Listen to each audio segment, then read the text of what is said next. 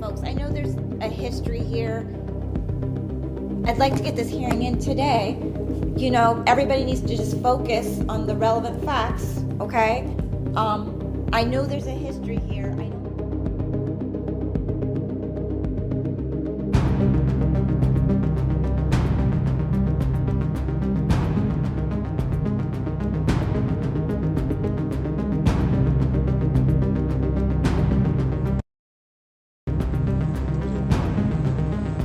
Are you talking up by Sunset Mart? Up the hill by the gas station? Yeah. Okay. Why did you...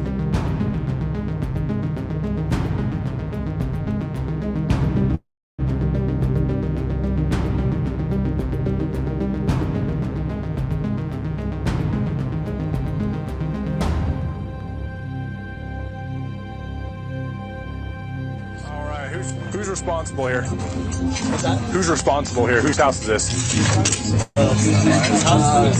Yeah, haven't been drinking or anything, right? No. Okay, drive careful, okay? Will do, thank you.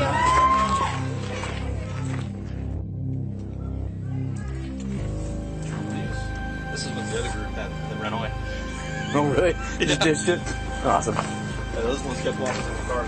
The other one. It's truly for the win.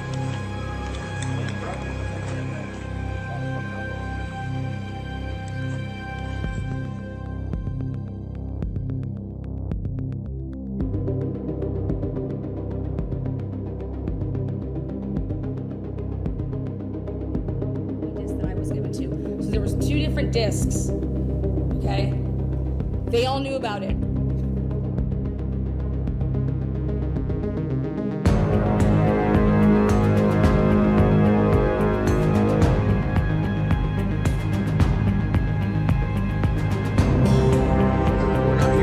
not here to talk about the alcohol stuff, okay? Okay, yeah. But this is the second noise complaint we've had here tonight within 2 hours. How are you? Good, how are you? Good. Is this your place? Yeah. Perfect. You know why we're here? I see noise. Noise, yeah. Yeah. Big speaker right there. Yeah. Nothing against having a party. Once neighbors start calling in, then we have an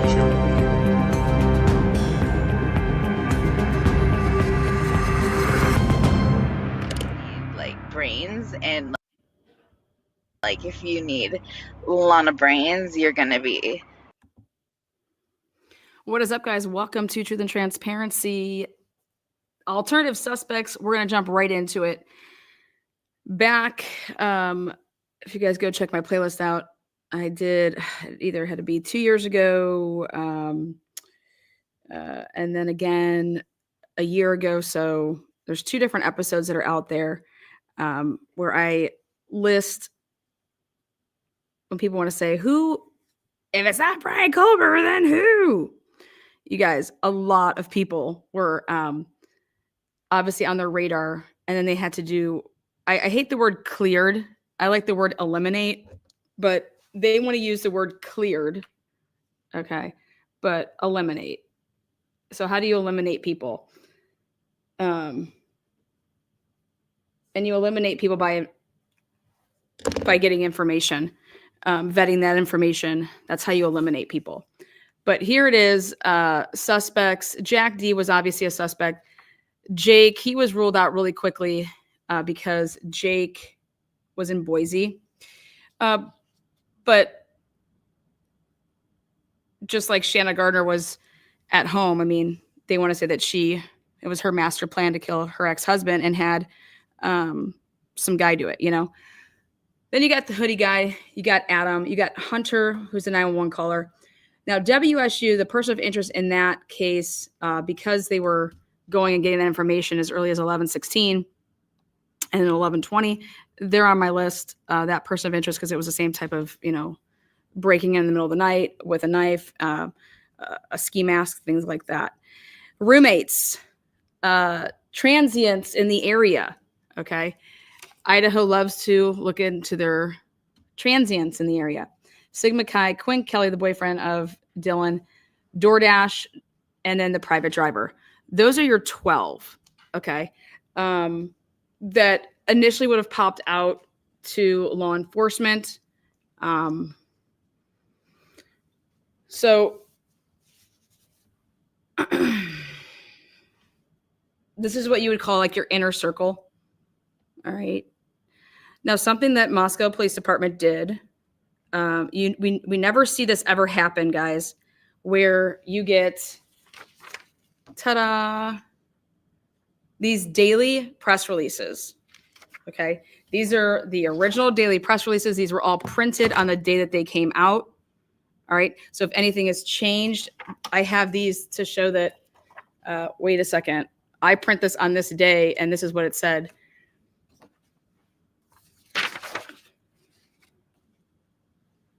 So when you want to talk about their investigation, on November 13th, obviously the murders, they're processing the scene. Okay.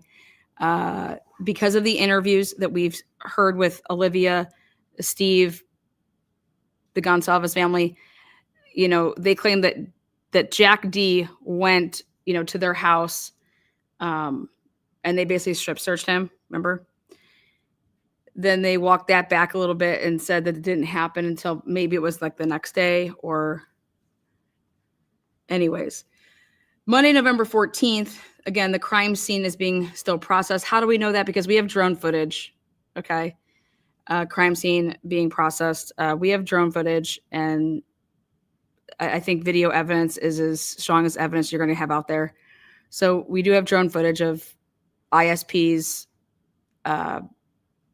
team being there. Now, November 16th is the first presser. That's where they come out and talk to America and the rest of the world. It's also the first day that we know of where search warrants were applied for in this case, and that's the cell tower dumps that they wanted from 3 to 5 a.m.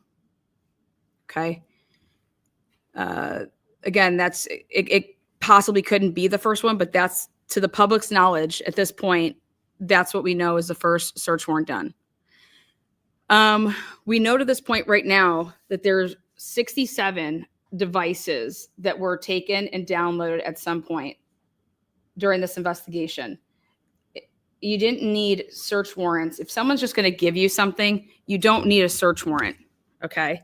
So if you're going to sign consent forms and you're turning over devices, in the latest filing with the defense, we learned that there's been 67, I'm just going to use the word devices, that were downloaded and they did an extraction.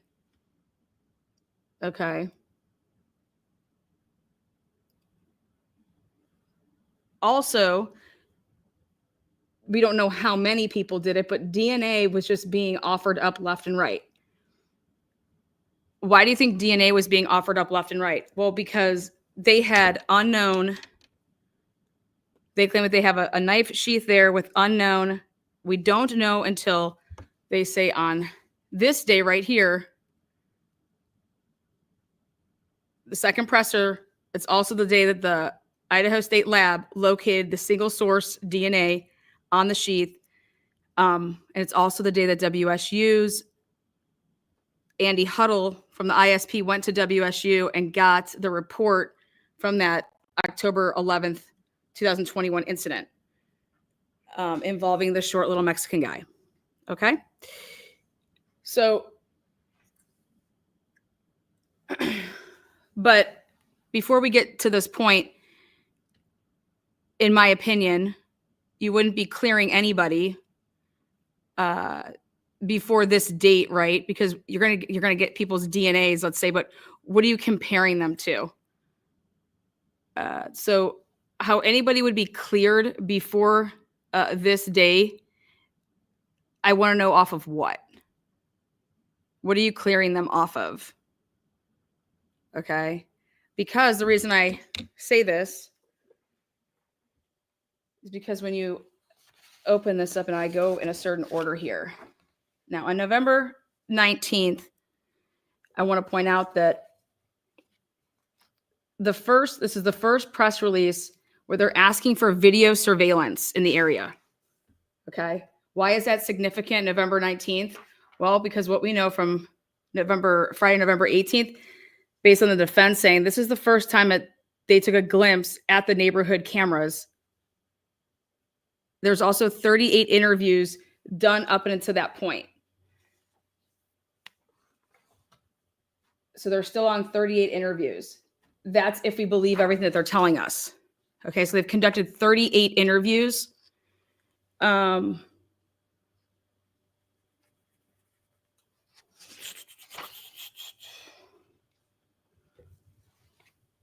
Saturday, November 19th, I think it's interesting that the only people cleared at that point were Hoodie Guy and the roommates. And I want to point this out, that this is before they get back, that there is this unknown male DNA on the sheath, is November 20th. So they cleared Hoodie Guy publicly before having and knowing that there was a sample and that the lab was able to get this male DNA. Okay. They cleared Hoodie Guy before. So I always said, I was like, well, the only way I'm clearing Hoodie Guy is if he turned in DNA and I run it and it doesn't match what? Any of the samples, right? So this is proof here. On Saturday, November 19th, the only people cleared. How do you know that, Lana? Well,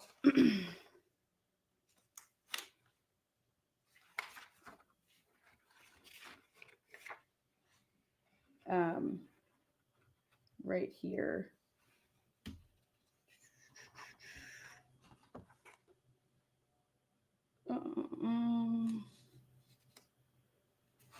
Well, there's two things I want to point out. First is right here, this language. Detectives believe that on November 12th, the two surviving roommates had been out in the Moscow community separately, but returned home by 1 a.m. The two did not wake up until later on November 13th. Then this language changes where they say,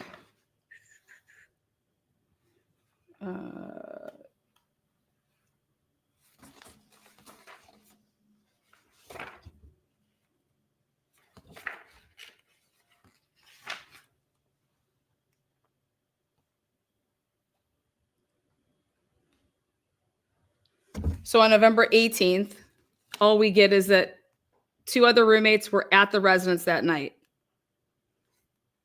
Investigators have determined that Ethan and Xana were seen at the Sigma Chi house.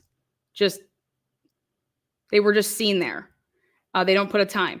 Then they say at approximately 1:45 a.m., Ethan and Xana are believed to have returned to the residence.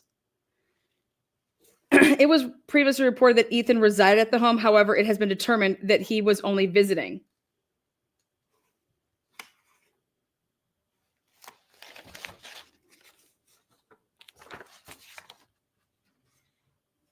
The first day that the FBI starts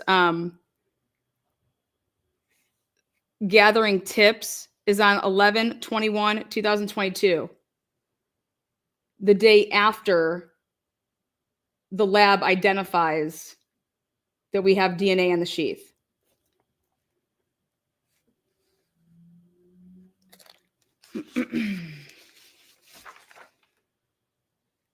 So first presser, we have the application for the cell towers on November 17th. So 1, 2, 3, 4, 5 days, the autopsies are done. November 18th is the first time that they take a look at the neighborhood cameras. If you want to include Linda Lane in that, I would. I would also include the ring cameras in the area. We also know that it slipped out, and the Gonsalves has talked about the fact that they lost cameras due to the fact that they didn't go and get them quick enough.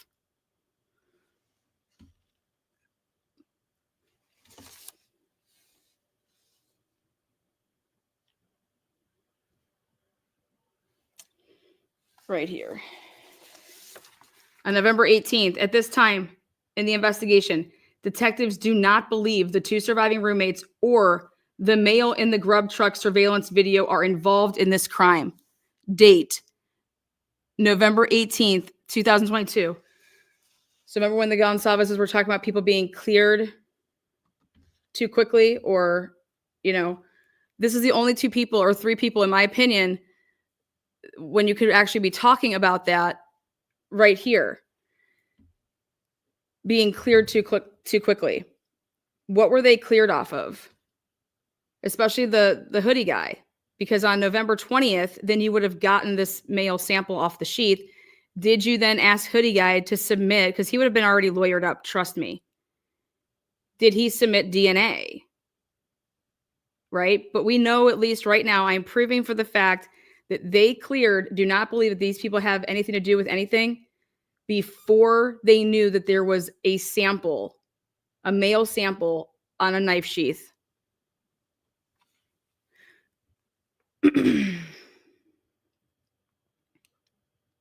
And this is a guy that, by all accounts, when you're looking at video, okay, if this crime would have happened in even the year 2000, 2010, okay, 1990, 1999, 1995, the hoodie guy would have been crucified. If this crime happened in, for people to say, yeah, there was this guy that was following these girls. Okay. Anyways, he would have to have a pretty strong alibi to have cleared him before. Just submit your DNA. It's not going to be, but I wouldn't give up my DNA either, though. I don't have anything to do with it, but you want my DNA? No, go get a search warrant. I'm not giving you shit. Okay. So just think about that. But here's the proof. November 18th, hoodie guy and the roommates. At this time in the investigation, detectives do not believe the 2 surviving roommates or the male in the grub truck surveillance video are involved in this crime.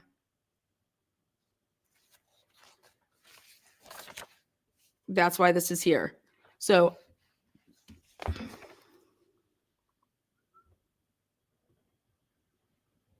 I was giving them some grace there, but it was actually November 18th. Again, still only 38 was interviewed up until this point. All right, so let's just do simple math here. 1, 2, 3, 4, 5, 6, 7 days, okay?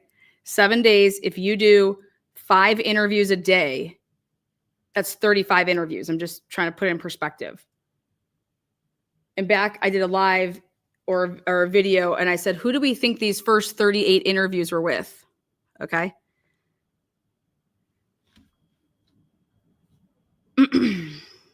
Now,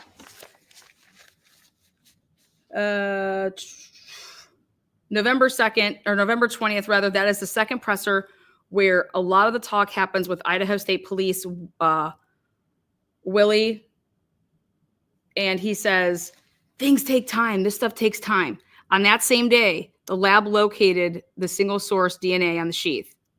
That's the same day that Idaho State Police Andy Huddle went and got his own report, because on November 16th, MPD went and got the WSU 10/11/2021 incident report.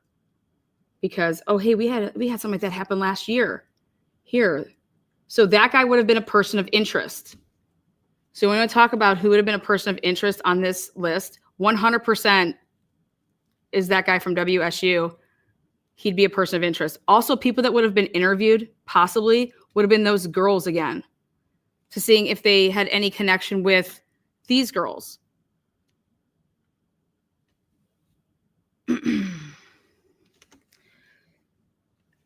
Now, I want you guys to see how, when you want to talk about coincidences, this is a coincidence for me, but I don't believe in them. Boom. Lab locates single source DNA. What do they say they do right after that? They put it in CODIS. It doesn't get a hit, right? And then, so they're going to send it to the lab that they use, or them, to, because somebody had to make the decision, let's work IgG, right? But look at this. The next day, the FBI sets up the tip line, their own tip line. The FBI comes on this case officially on November 15th.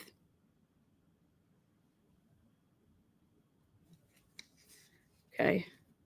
So FBI sets up the tip line literally right after hey, we have this DNA. Then who ultimately then is going to work on it? This is why what I read yesterday when Jay's like, okay, so they locate this single source. That means nobody else, there's nothing else on that sheath except for this single source male DNA, even though it was laying on the sheets of Maddie and on her body and in a pool, in a bed full of blood. Okay. But this sheath that would have been in a rumbling match, right? Tossed all over. Looks like it's perfectly placed. All right. That's what Jay's basically getting at. All right. So now coming back over here. Let's see.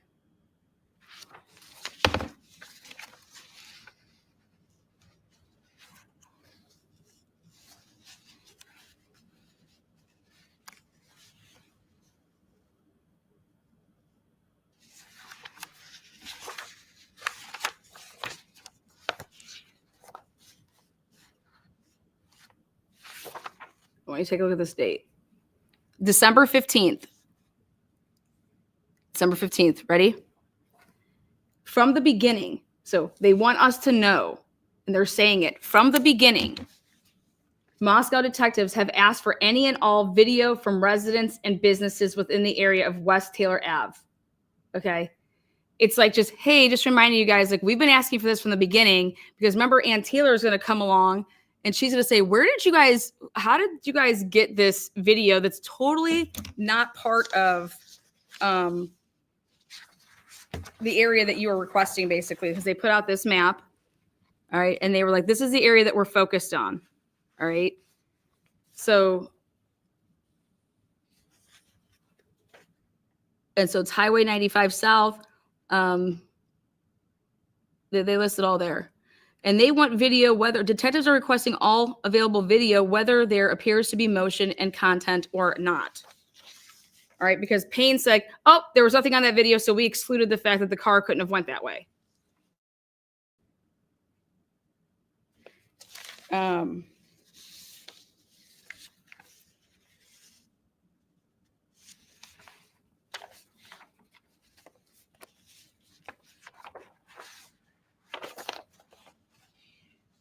Ready?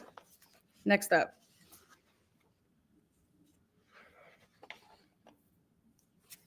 I'll give you guys the date here. December 10th, because it came out on December 7th. But I want you guys to see something here. Investigators would like to thank the community and public for recent information provided about the vehicle and the spike in tips. So where does Lana get this language from?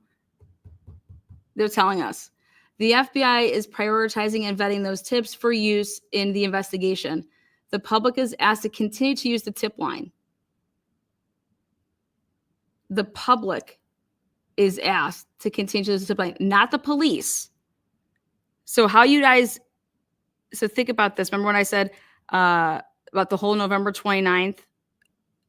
It's just because there was a query done after asking for the be on the lookout on November 25th, right? So then I want to point out that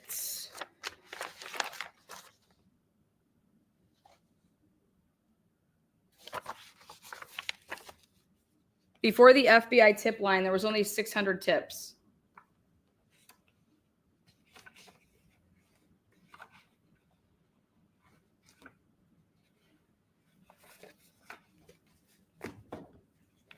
December 12th, 2022. This is how you know people aren't on the same page. The Moscow Police Department is providing the following information to update the public on the known facts. On the known facts. Well, let's take a look at that. Mark this date down because you're able to now see on this YouTube channel, see an investigation update on December 12th, 2022 on the Moscow Police YouTube channel with Captain Roger Lanier. You know how many different times we've heard captain before somebody? A lot.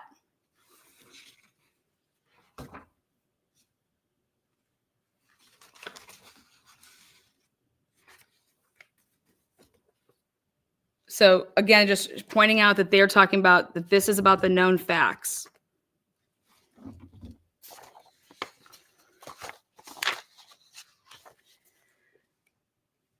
Want everybody to be notified here that the reason that the G's went crazy is because right here, with the active or criminal investigation, law enforcement has not released additional facts to the family or the public,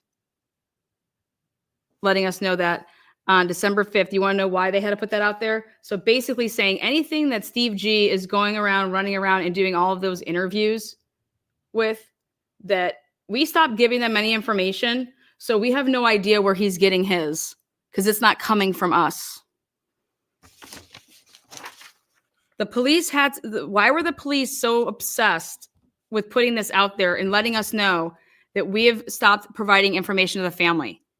Why do you think that was so important for them to make sure that they clarified here? Because we ain't part of whatever the heck he's chirping about. We don't know where he got that shit from, right?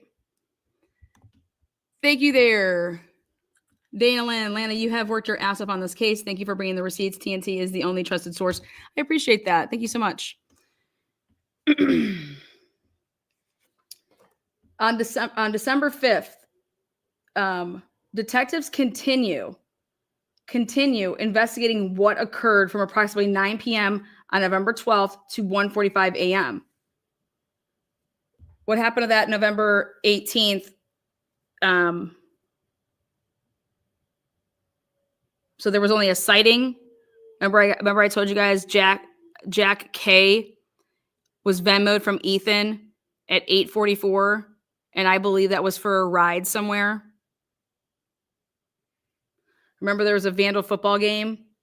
So wherever they would have been out, tailgating for the game, then they either went to the game or they went somewhere else to watch the game. They would then need rides places. So they still want information here on December 5th, 2022 about what was going on between 9 and 1:45 when Ethan and Xana were believed to be at the Sigma Chi house on the University of Idaho. So if you're putting this out here on December 5th, think about this. In your probable cause for the arrest of Brian C. Koberger, you're saying that Ethan and Xana were at the Sigma Chi house from 9 to 1:45 based on Bethany, based on the statements of Bethany and or Dylan. Okay. On December 5th,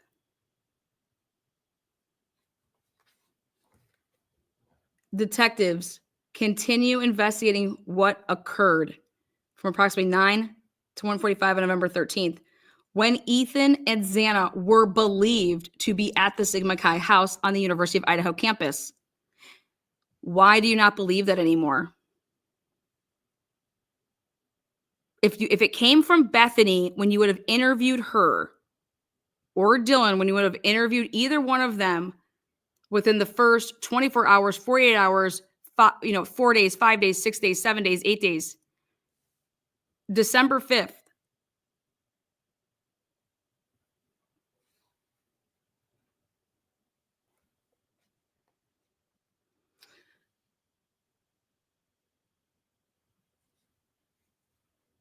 look at December 3rd update.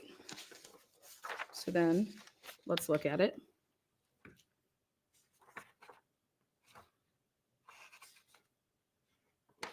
The first time that we hear about the dog is December 5th, info on the dog. But here we go. It tells us to go look at December 3rd. First updated numbers on tips and emails. This is the first updated from when I had marked it down. Basically from November 21st is what I had. So, and it says it right here. Let's take a look. So these are the first updated numbers since there were numbers. Throughout the investigation, detectives have collected the following: over 2,645 emails through the tip line. Like I said, they're doing with the emails. More than 2,770 calls to the tip line. Okay. And over 1,084 digital media submissions to the FBI link. No update with number of interviews. I'm pointing this out because I'm about to show you guys. So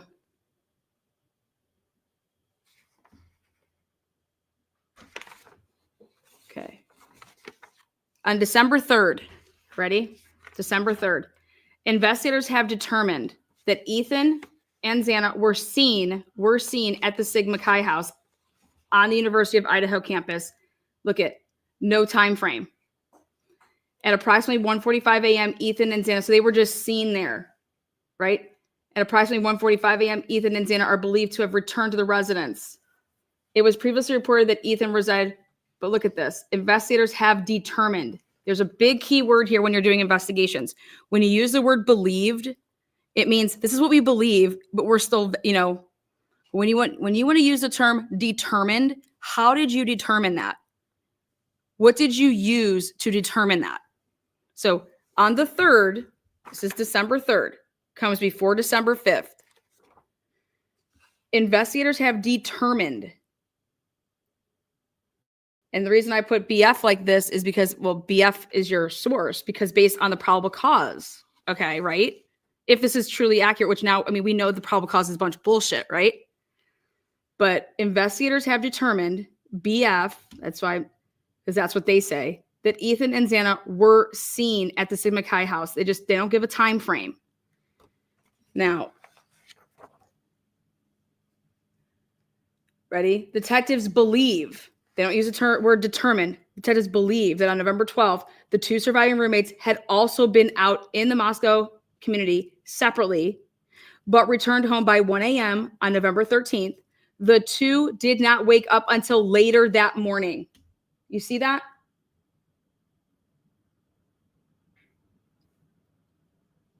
That's even different from when they said that they didn't wake up till later.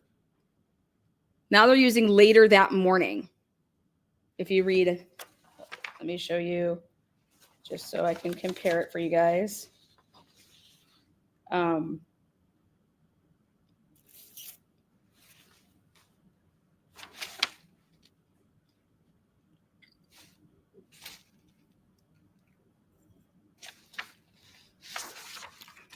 This is, again, a lot of things happen on November 18th. This is November 18th. This is the first one that I saw that 38 people were interviewed. Okay, but here, as part of the investigation, detectives seized the contents of 3 dumpsters on King Road to locate possible evidence. Additionally, detectives have contacted local businesses to determine if a fixed blade knife had been recently purchased.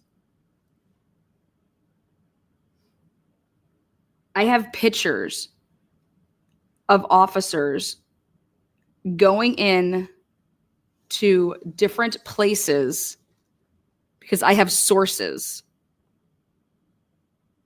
And I've held on to this for a very, very long time. Here's your boom. Why were you looking for knives in Coeur d'Alene? Boom! Why were you looking for knives in Coeur d'Alene at the Walmart in Coeur d'Alene? In the Hayden area.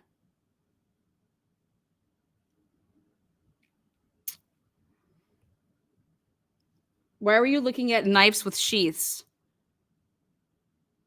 a couple days after the murder? We'll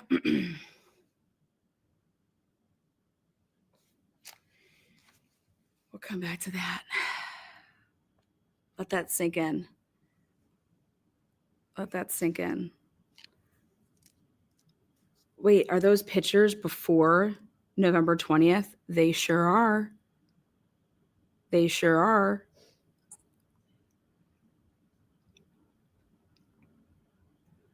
Wait, Lana, you know that a police officer was in a Walmart looking at knives and touching knife sheaths and sizing up knives and knife sheaths in Coeur d'Alene area. Yeah, you know, the Coeur d'Alene area where John Kemp, where he was the lead ISP captain and led the drug task force out there. You guys know who that is, right? Okay. Boom. Okay. We'll come back to that.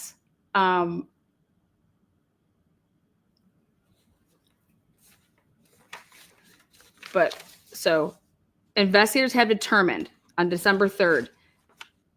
Now, when you go to December 5th, again, where's my December 5th?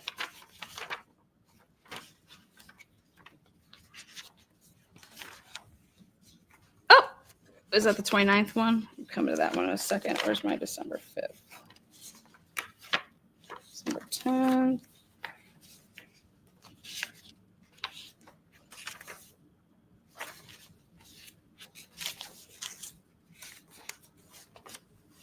Oh, here it is. This one.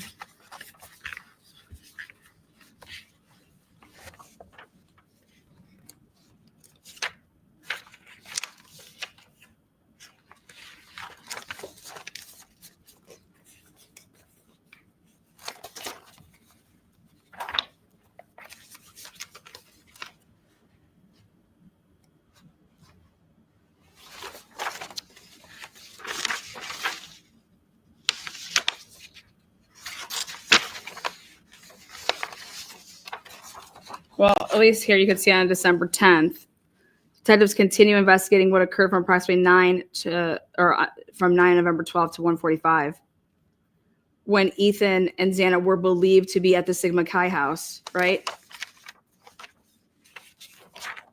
So we're moving away from, but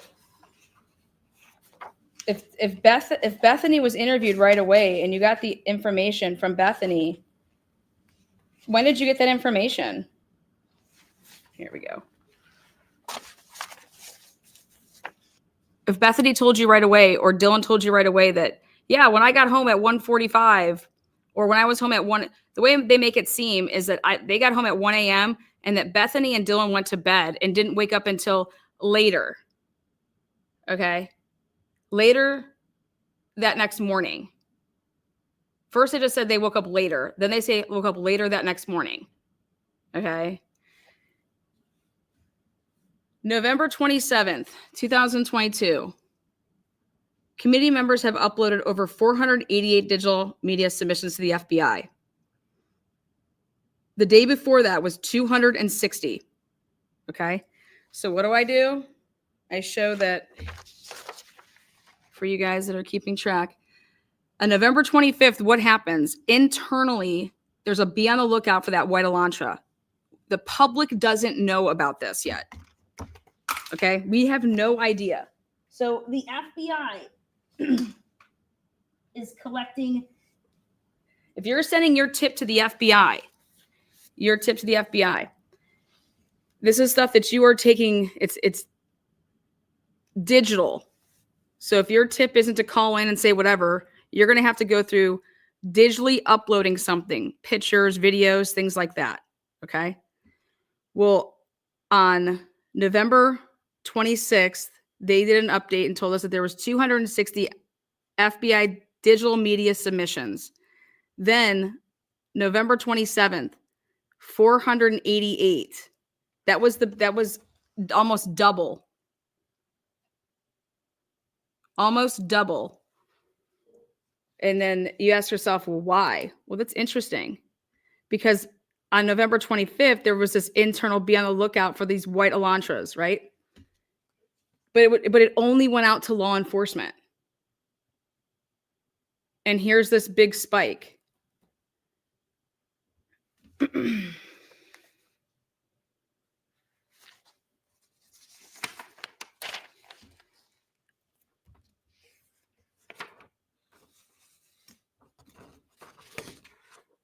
November 27th, again, investigators have determined that Ethan and Xana were seen at the Sigma Chi house on the University of Idaho campus, and that at approximately 1:45, Ethan and Xana are believed to have returned to the residence.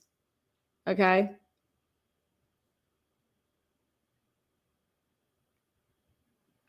Why do you believe that they returned at 1:45? Where did you get that from?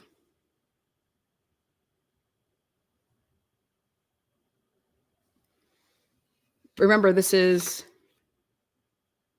November 27th.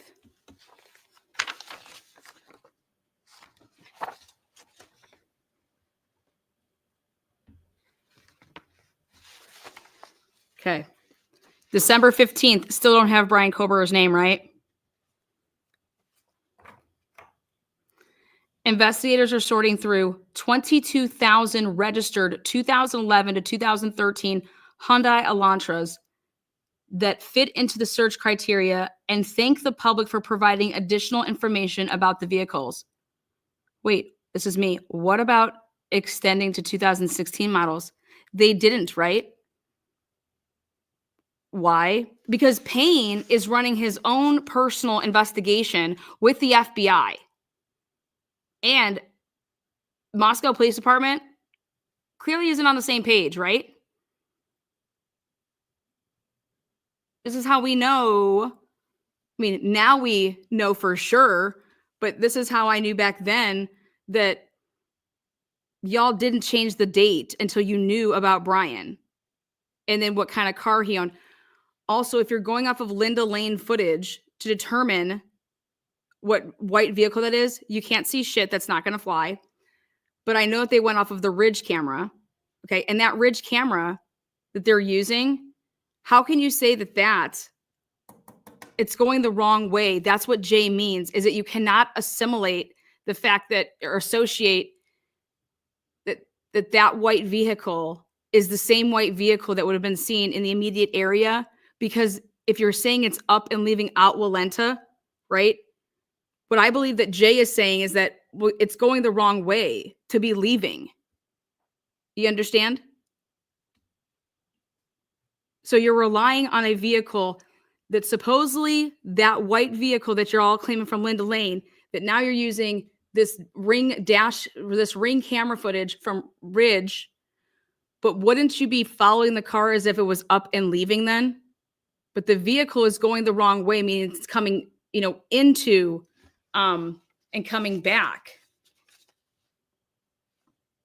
That's what he's referring to. Otherwise, he's lying. So if you believe Jay, what he's basically saying is that there's nothing to be seen on the Linda Lane. You see some headlights. You see headlights a bunch of different times. Okay? You cannot make out any vehicle from Linda Lane other than the fact that you can say that there's a vehicle there. Period.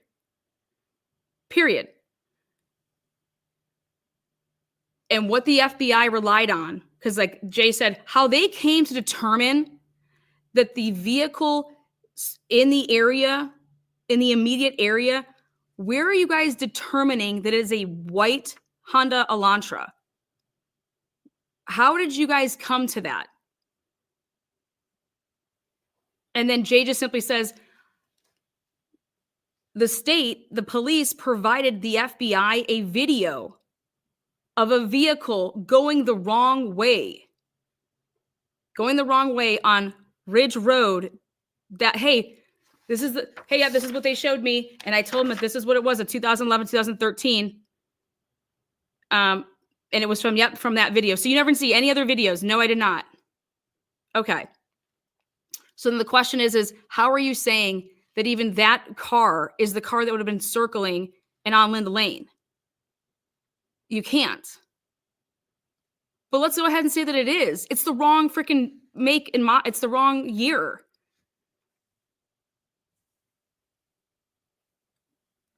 You know how many people had 2011 to 2013s? Back when this first all happened, go check out my videos between December 7th of 2022 to February, March of 2023. We cover that whole area with Google Maps before everything was smudged out. We have every damn vehicle that would have been on any of those streets in any of those years that Google was updating.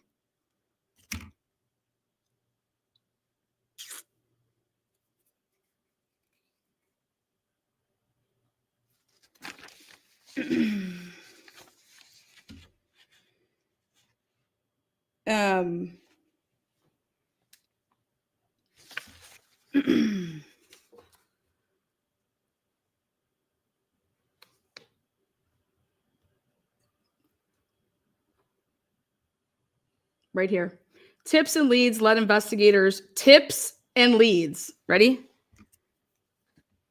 Tips and leads led investigators to ask the public for additional help in searching for a white 2011-2013 Honda Elantra in the immediate area of the King Road residence during the early morning hours of November 13th. Boom. You know the question I just asked? Where did you determine that it even is a white Honda Elantra? Tips and leads. Does it say video footage?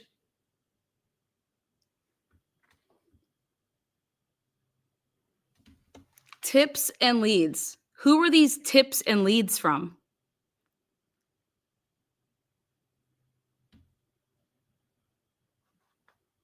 Tips and leads led investigators to ask the public for additional help in searching for a white 2011-2013.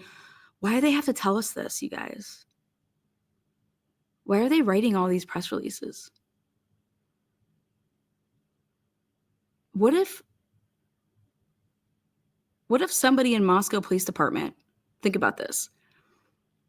No, dude, we're covering our own asses. We have no idea what the fuck he's doing, okay? And we're going to go out there and we're going to write press releases on and updating everything so that we can cover our own asses for when this motherfucker tries to take us all down. Because God knows what the fuck Payne is doing. Maybe we need to give some credit to some people over there in Moscow in that police department.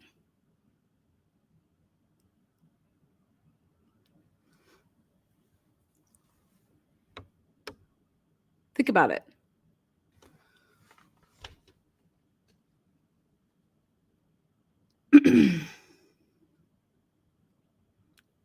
Investigators are sorting through significant amounts of video content and have received valuable leads on the 2011-2013 Honda Elantra. Or are they making it seem like they got to Brian Koberger via this white Elantra? So can I give some grace to Moscow Police Department? Or now can I also show, or is this Moscow Police Department strategically hiding that IgG was ever used? I'm going to go with that one.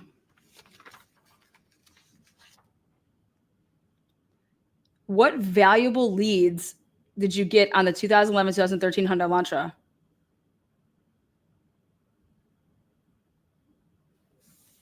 December 15th, 2022. You guys didn't even you guys didn't even know about the WSU lead that coughed up the name Brian Koberger, right? You guys don't even know about that yet.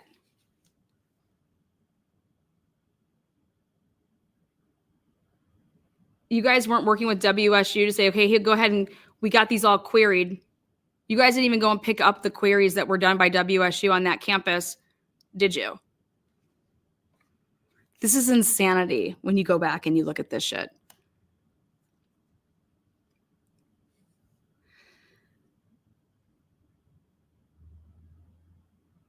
From the beginning, and now here's where they're covering for Miss Vargas over there in MPD. From the beginning, Moscow detectives have asked for any and all video from residents and businesses within the area of West Taylor Ave. From the beginning. Hey, we asked from this from the beginning. Why you guys are already starting to defend their case? They're already starting to try to defend their case. It's so sick. I love it. I love it. They're already starting to defend their case. What did Aunt Taylor say? Hey, Payne, where did you get this 700 block video from? Oh, we got that. Yeah, Vargas went and got it. Danny Vargas with the Moscow Police Department. Oh, she did? When is my question. But look at, from the beginning, it technically wasn't from the beginning. It was November 19th. It was 6 days after the murder. So if you think about it, anybody who has surveillance that like deletes after a week, you kind of fucked. I just can't wait to hear the date on getting that 700 block. Let's see. So the third presser is done on November 23rd, TV, the last one. We have Thanksgiving, and then a lot happens right here. And when I say a lot happens, what I mean by a lot happening is that we jumped from 103 pieces in evidence for the lab to 113. So that's 10 new pieces. And it literally happens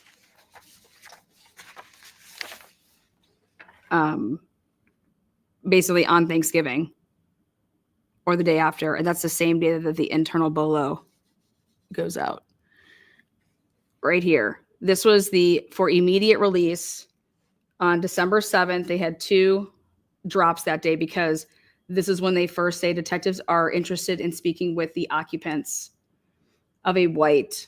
So when people say, why didn't Brian come forward? Well, he doesn't own a white 2011, 2013, nor it says with an unknown license plate. Tips and leads have led investigators to look for additional information about. So your tips and leads came from Dylan.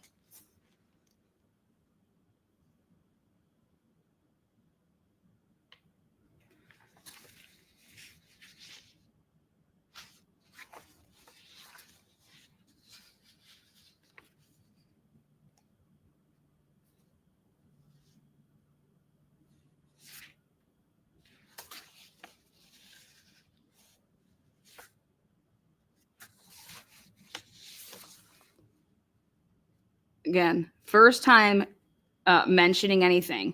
500 tips, which are being processed. And this is on November 18th. Okay. On November 18th, we have 38 interviews that have taken place, and we have 500 tips. That's all we have to that point. That's all we have to that point. Ready? November 18th. November 18th, that's all we have.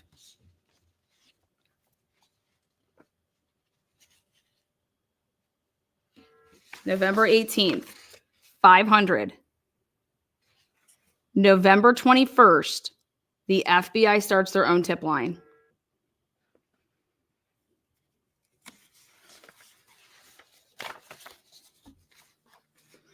Again, to point this out for people, sunroof on this one, no sunroof on that one. Okay, they don't even know if it has a sunroof or it doesn't. All right, they have to use stock image.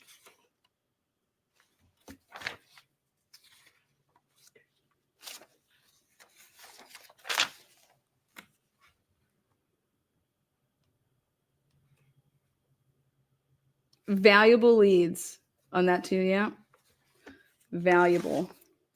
All right, let's talk about clearing people.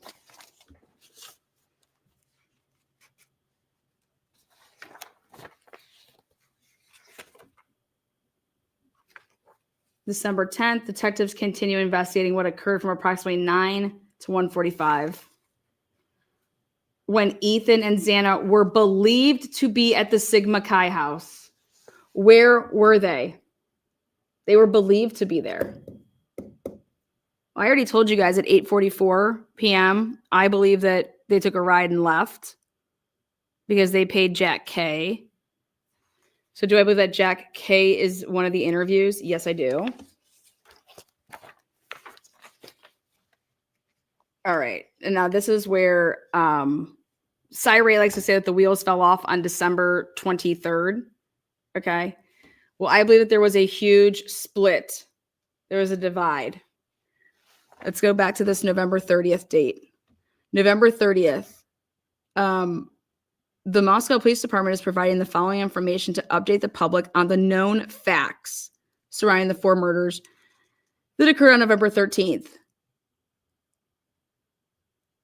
There have been media questions about a September 12, 2022 incident regarding an argument between a group of people walking on the University of Idaho bike path and a cyclist.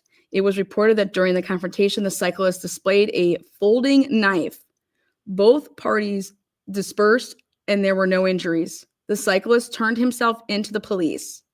So when you want to talk about somebody that they talked to, put down their cyclist. There is no connection with the individual involved in this incident and the current murder investigation. Well, I hope that you asked them for their DNA, right? Or is this one of we took it surreptitiously and with a cigarette and provided it? Is that this? They took somebody's DNA. Regarding the interview with, this is why your case isn't in Latah County, by the way. You had a problem. Regarding the interview with Latah County Prosecutor Bill Thompson, we feel his responses were messaged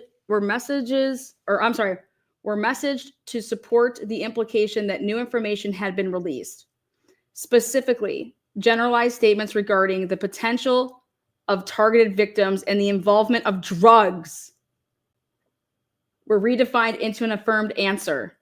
At this time, there is no change or new information in this case, and references otherwise would be inaccurate. We ask the public to refer to the Moscow Police Department website for any updates on the investigation. Again, just hammering that you need to just listen to what we are saying. You understand? Like, everything that we are saying is accurate. Really, because you told us that there was no witnesses to this crime. You told us that Dylan was on the first floor, okay? And that Bethany and Dylan are your sources in the probable cause to be able to get probable cause because of what Dylan saw. Dylan didn't see shit. But the better question is when did that interview ever take place that Dylan saw something?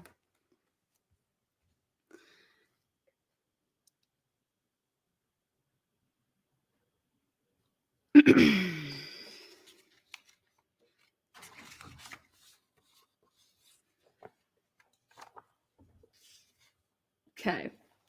On November 23rd, the day before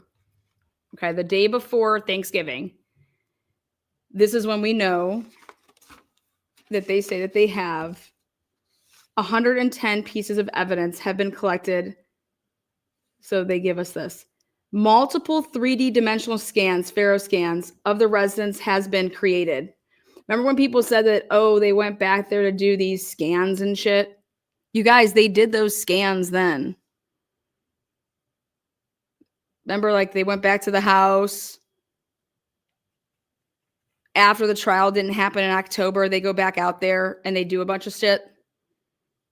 You guys, they were doing the drive tests. They weren't doing scans, okay? They were attempting to do drive tests. Or were they not? And did those drive tests produce, like, fuck, we can't turn this shit over?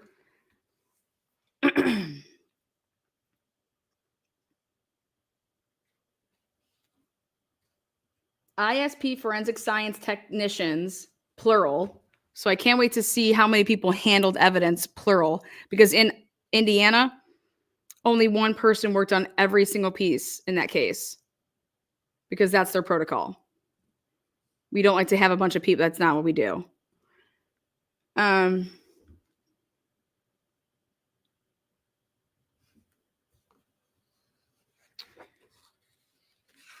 Ready? So this is a big release day, November 23rd, the day before. At this time in the investigation, detectives do not believe the male Kaylee and Madison attempted to contact numerous times on November 13th is involved in this crime. You want to know how he was cleared on November 23rd? I believe Jack D was cleared from DNA.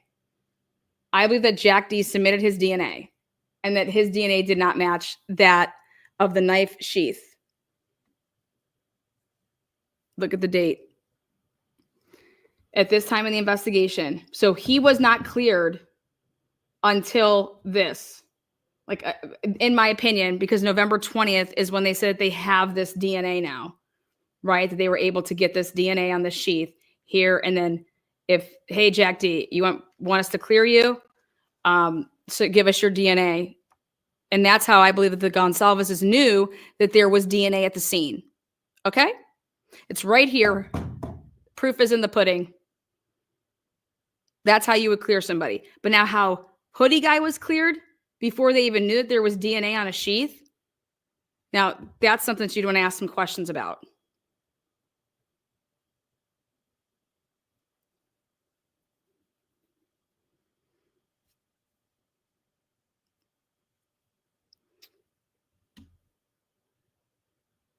So, updated information. On November 23rd is when they let us know, hey, Jack D is cleared. Well, do the math. November 20th is when they get the they know they have this DNA. There was no hits in CODIS. Okay, here, you want to be cleared so bad. You want us to clear him. The Gonsalveses wanted him to be cleared. Tell him to give us his DNA. So that we can, and then that's how the G's would have known that there's DNA. And then that's when the G's come out on December 3rd, screaming from the rooftops to use IgG.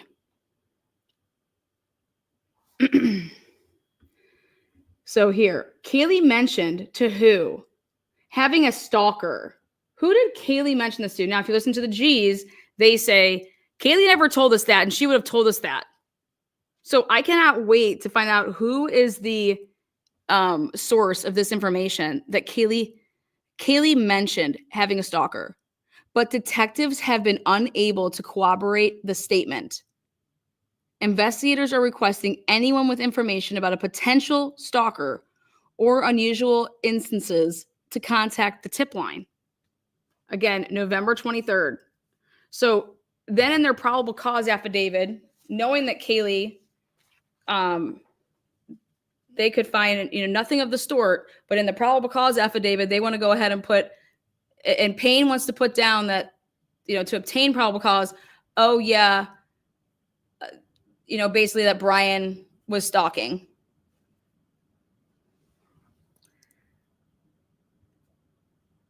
Again, throughout this investigation, 103 pieces. This was the last day that you're ever going to see that. Detectives are looking for context to the events and people involved in these murders. Remember, this is when Steve was like, listen, no one's going to get in trouble here. They don't care about what you're doing in the picture. They don't care about if you were basically drugs. They don't care about if you were buying or selling drugs. Okay, we're trying to get to, don't worry about that. Look through your photos.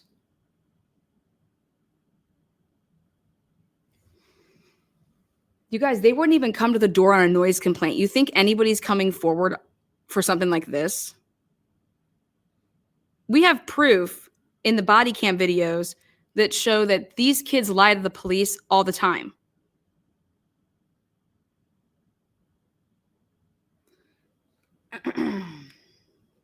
We encourage our community to rely on official channels for the most accurate information.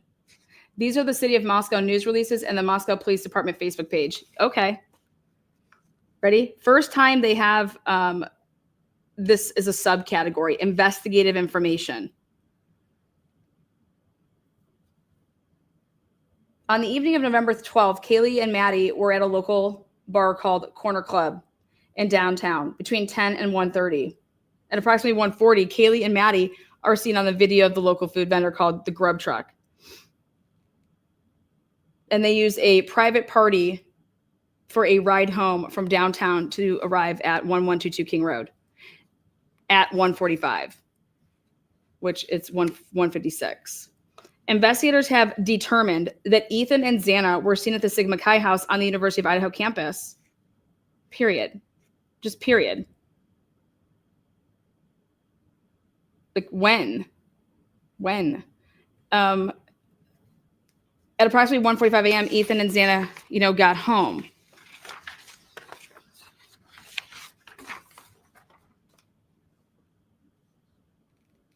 Detectives believe that on November 12th, the two surviving roommates had also been out in the Moscow community separately, but returned home by 1 a.m. on November 13th. The two did not wake up until later that morning. We're supposed to just rely on who? You guys, right?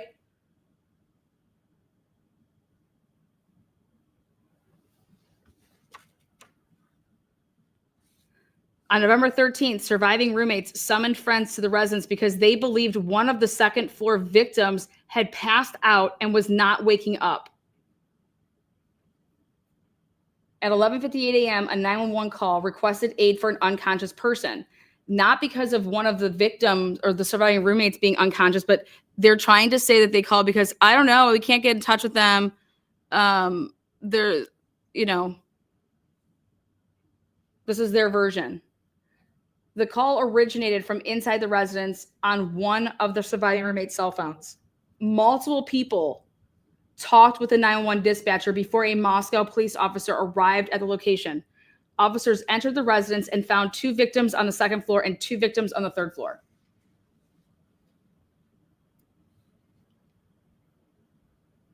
You guys, I personally believe that when those people were in that home, they were touching things. I believe they were picking up knives.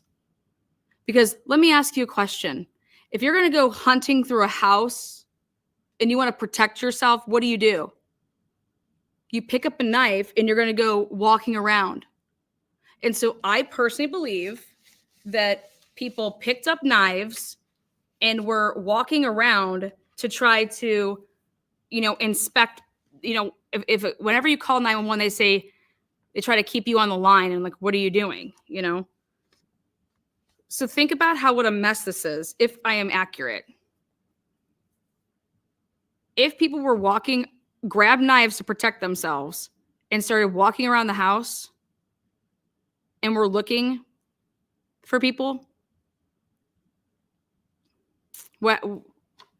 then you drop the knife, you run out of the house and you're like screaming, or you take the knife with you and you're like screaming, and now everybody's standing outside with knives. A couple people have knives from inside the house. Like,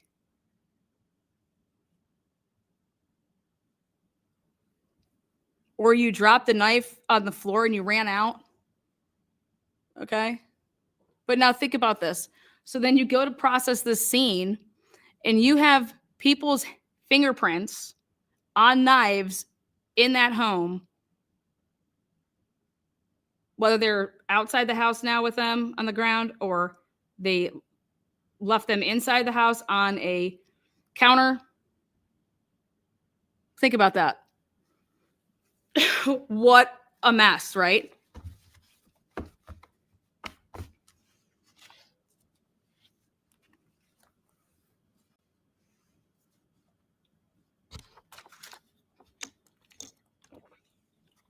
I'd pick up a bat.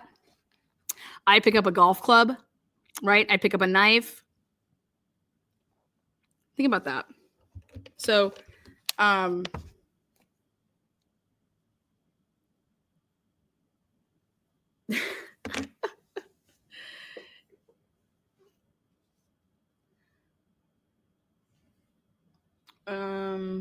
again, Kaylee mentioned having a stalker, but detectives have been unable to corroborate the statement.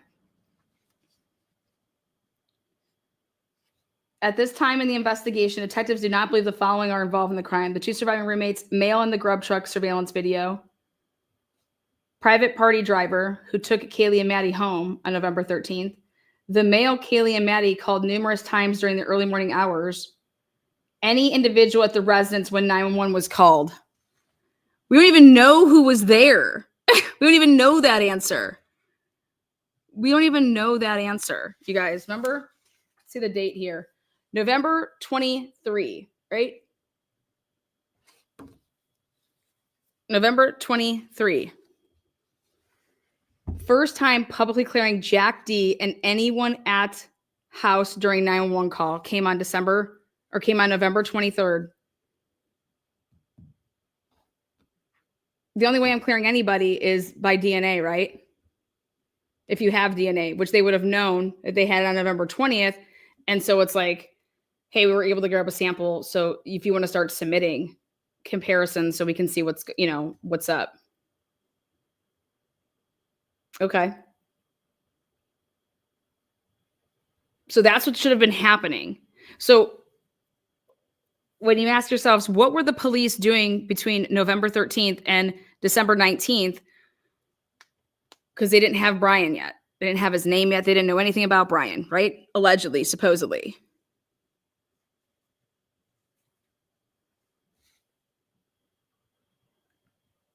Well,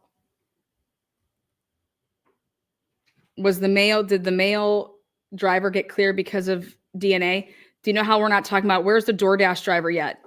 The DoorDash driver is never mentioned in any of the police write-ups. Ready? So again, this is November 23, the last day that they have a presser. Okay. They have a presser on November 16th, November 20th, and November 23rd. On November 20th, we don't even know that answer. We don't even know who was there at the house. But on November 23rd, they are clearing and saying any individual at the residence when 911 was called, you don't even know who was there. If you guys don't believe me, I can play the clip again. Okay.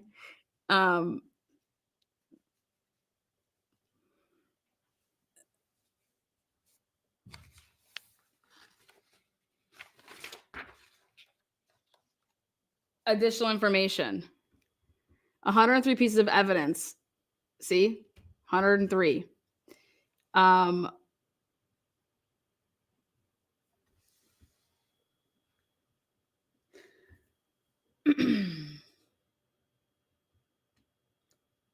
Rumor control.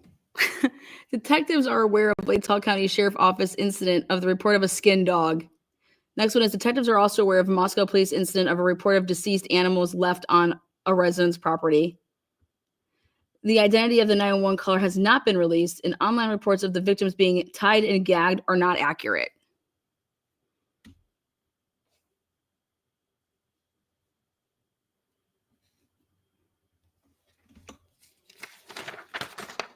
November 25th.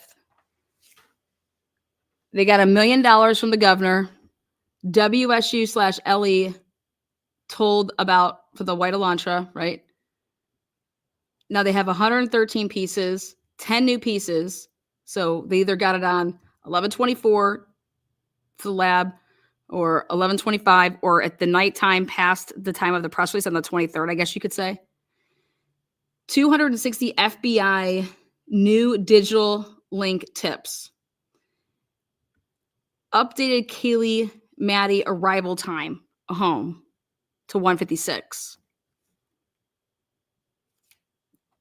Community members have uploaded over 260 digital media submissions to the FBI link.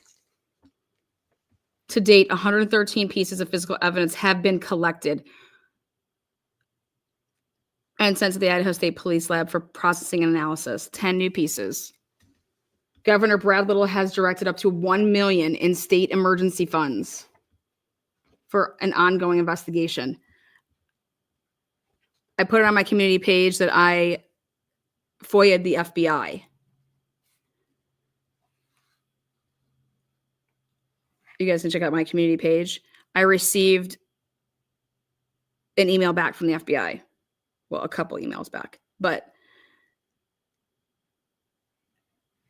I didn't think it was a privacy violation to ask how many hours and manpower was used in the Brian Kohlberger case. Whose privacy would I be violating with that question?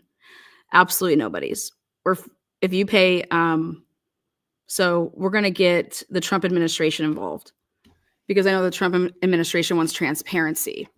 So we'll see if the Trump administration wants to get involved with seeing to it that the Idaho4 case with the FBI has transparency. So that's all I'll release right now is that there is no way in hell that anybody's privacy would be violated. Their, the Fourth Amendment when I'm asking how much money and manpower hours were spent and have been spent on the Brian Kohlberger case. Whose privacy is being invaded there? Nobody's. I mean, I asked a bunch of different things, but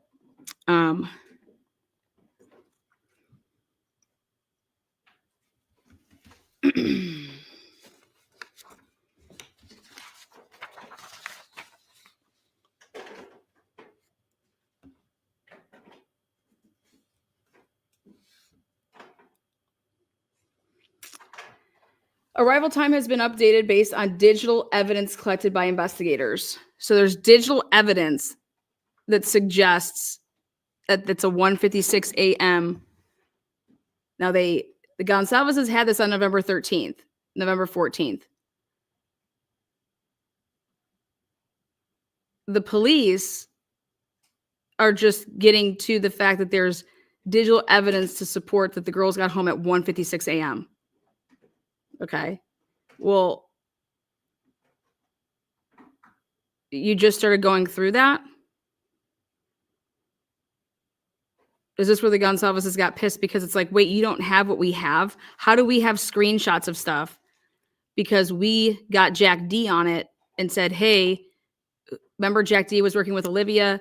And so here, just like I was able to get all of the Ring camera footage from a night from one of the neighbors because I was looking into this case, and I have been, where the kid thought that they were fake police officers going through his shit. He gave me his whole Ring camera and everything.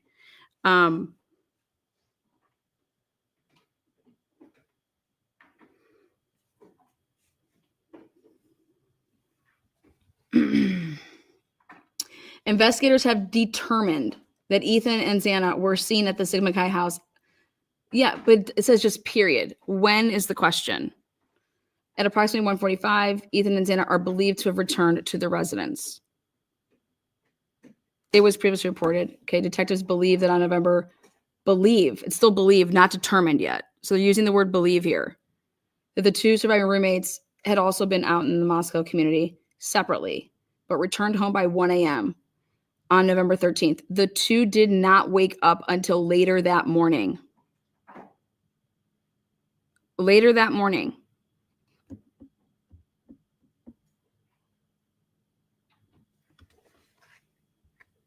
Do you know how much is being relied on for Dylan's could Dylan and Bethany testify at the suppression hearing? Shit. I don't know. I mean, they could, yeah. Will they? I mean, I'd be pulling out all stops. If this suppression hearing needed to last 4 days, the suppression hearing's going to last 4 days. You guys, when did Dylan and Bethany change or tell police certain things?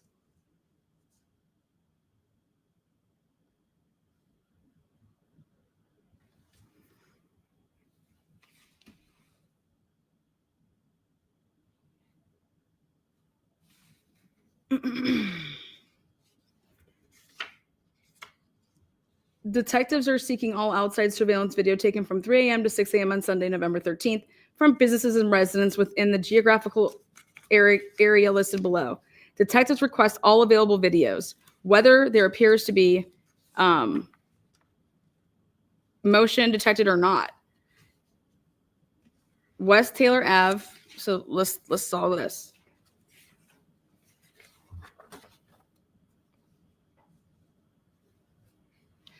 Investigators have looked extensively.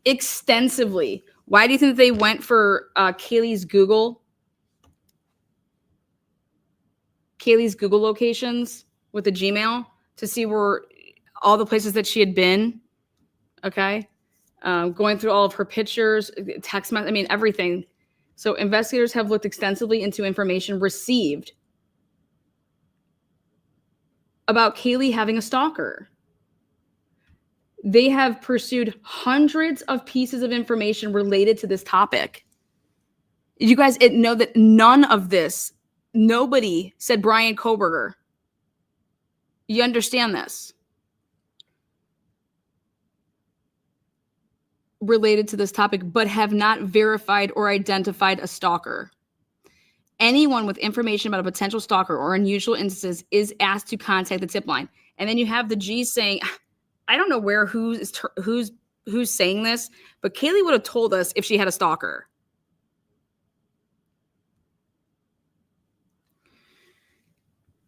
This is huge.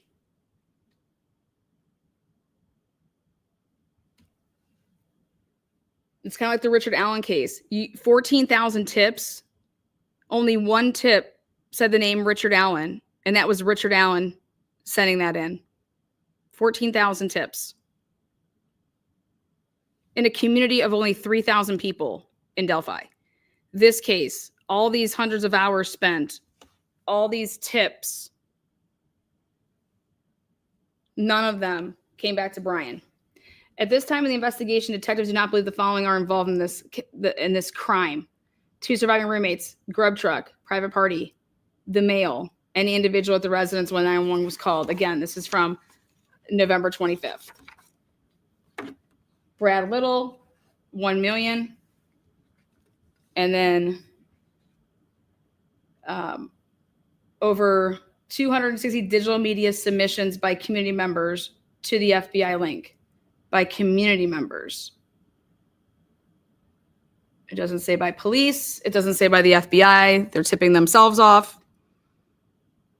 WSU was told about White Elantra, according to police, according to PCA, on this day. So that's why I was paying attention to, on this day, that's when they're being told, November 25th. And then so I took the 260 this is the first time they mentioned this. And then literally the next day, let's see. So here it says updated investigation. So they updated it to this arrival time.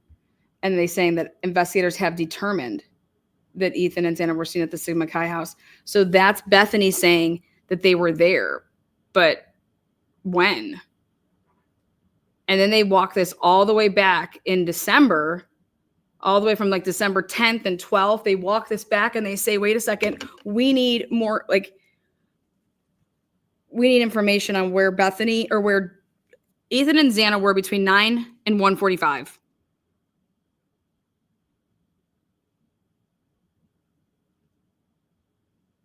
And you have to ask yourselves, well, that clearly was relevant to them. It was relevant to them where Ethan and Xana were between 9 and 1:45.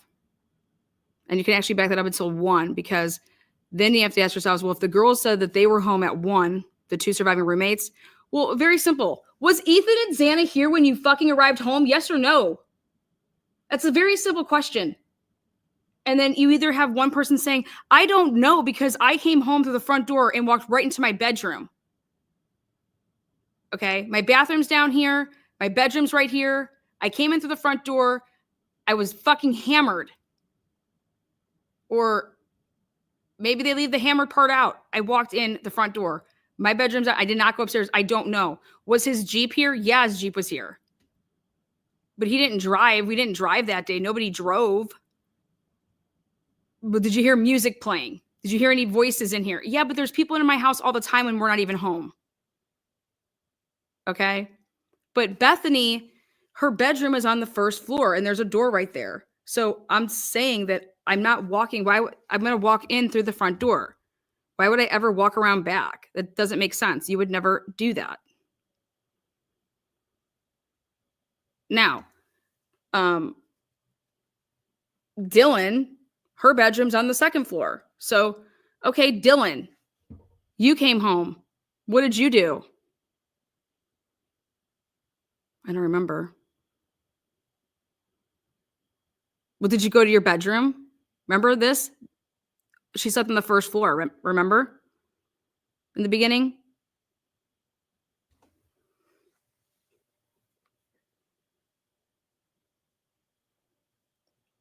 How does it say in the probable cause that everybody was home by 2 and in their rooms sleeping, or at least in their rooms by 4? Who could possibly give that information? Well, let's see. If I'm in my room and I'm taking a selfie in bed and I'm sending it to somebody because I don't know, sexting. Okay, I guess that's one way to show where the hell I'm at.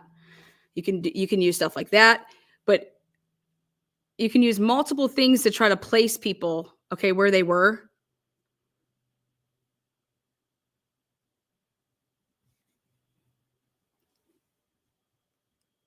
But I highly doubt that either one of those girls were saying things like, yeah, well, everybody was home at 2. Well, I know I got home and I heard everybody coming home. So I don't know. I got home at 1 because my bedroom's down here, Bethany. Remember, the things that she heard and the things that she saw are only, it's to her. That's why that Batanti wanted to subpoena her. So here, Bethany comes home. She goes in her room, which is right by the window, which is right outside the front door. So you can hear things. So you heard everybody come home. Yes. Well, how do you know that Dylan came home at 1? I don't. I never heard Dylan. If she came home and went upstairs, I never heard her come home. She must have beat me home. Because I heard Ethan and Xana come home, and then I heard, Ethan and Xana came home first, and then Kaylee and Maddie came home after them. And then I heard somebody come down the stairs talking about their DoorDash was there. Just think about how you would talk to somebody in an interview. Because you'd want to, okay, start me from the beginning of your day.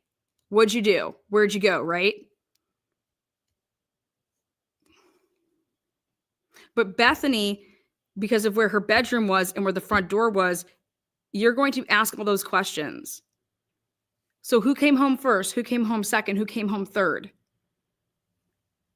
And I think the reason that maybe that the police didn't move on what time people came home, because what if Bethany said that I heard Kaylee and Maddie come home and then I heard Ethan and Xana come home? What if it's Bethany that's saying it in the opposite order and you have the Gonsalveses saying, well, I know that Maddie and Kaylee came home at 1:56. So they would have had to be after Ethan and Xana. Or Ethan and Xana came home later than 1:45. You understand?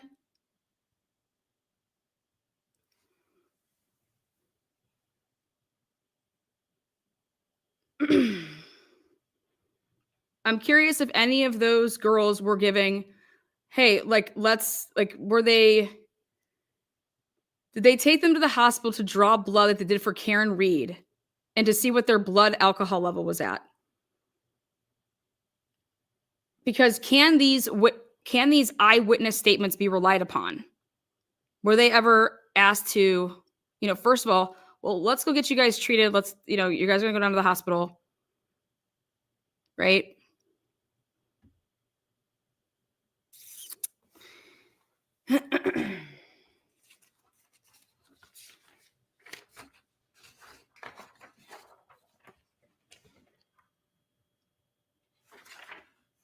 Okay. Now, December 7th is when they put out the be on the lookout to the public. December 9th, The Moscow Police Department is providing the following information to update the public on the known facts. So, investigators have been monitoring online activity related to this ongoing and active case and are aware of the large amount of rumors and misinformation. No, motherfuckers, you are the only ones with the misinformation. What floor did Dylan sleep on again? It was after this bullshit that I was like, you know what? Fuck it. I'm putting out a video to show that Dylan's room is on the second motherfucking floor. And who was right? Moi. But the police, through their known facts, put out to everybody over and over and over and over and over that Dylan's was on the first floor. I said, no, she wasn't. That's not her bedroom. I mean, she could have slept on the first floor, but she didn't sleep in her bedroom then.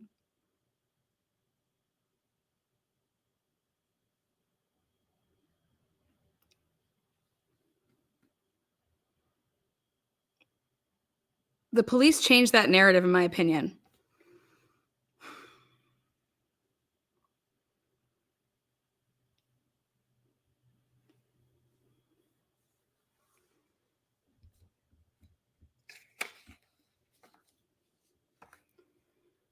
Being shared as well as harassing and threatening behavior towards potentially involved parties. Who's harassing people? Whoever was harassing and threatening people, you're sick. Okay, if that shit was going on, you're sick. That's not what this channel did ever once, and everybody knows it. Anyone engaging in threats or harassing, whether in person, online, or otherwise, needs to understand that they could be subjecting themselves to criminal charges. You know, maybe this is when stuff was going wild about the professors. I don't know. But this channel didn't do shit like that, and everybody knows it. This channel followed the investigation of law enforcement. And your PCA is now subject, and your search warrants are all subject to everything that Truth and Transparency has been saying since day one. How did you get to Brian Koberger? How did you get to Brian Koberger? Oh, I get it now. You lied. You lied your fucking asses off. Thank you. One win for Lana. I don't care what Judge Hippler decides on. It is facts that the police lied. Whether or not Judge Hippler wants to uphold our rights, that's going to be on him, and he has to live with himself for the rest of his life. But that PCA is trash.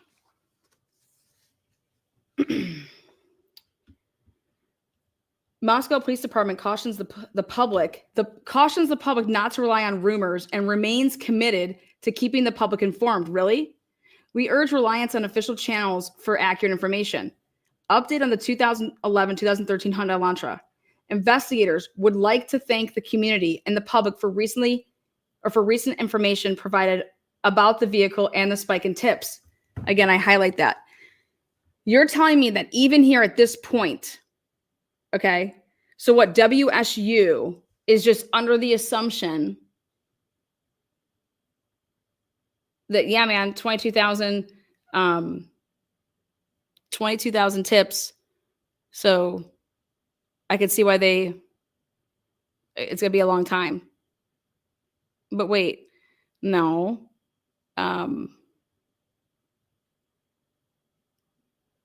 I would just think that people from WSU police would have just called and said, hey, we ran this query, so we have all the Elantras any year. We have those run. You know, what would you like me to do? Do you want me to send it over to you? Should we email this to you guys so that you have, this is the list that we ran from, and we got it from the, you know.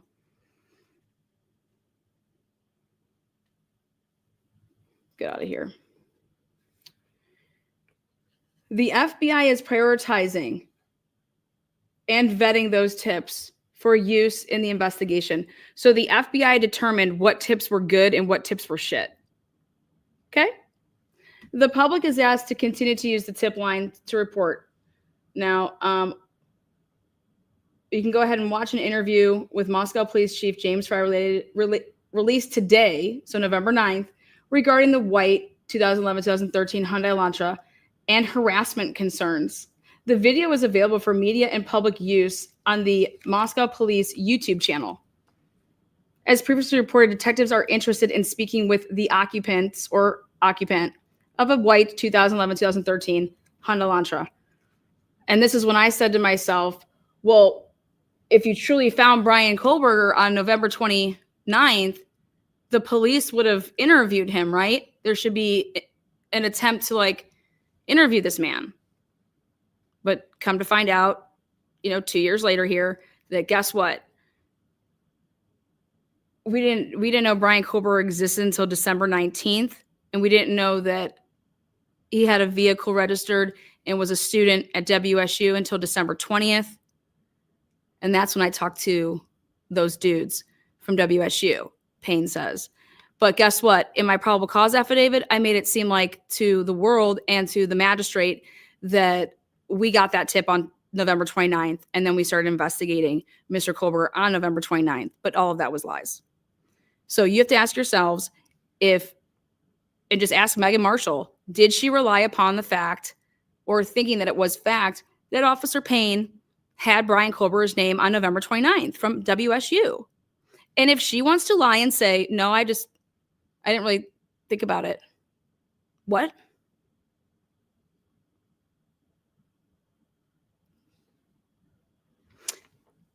That's the only thing that you could have assumed.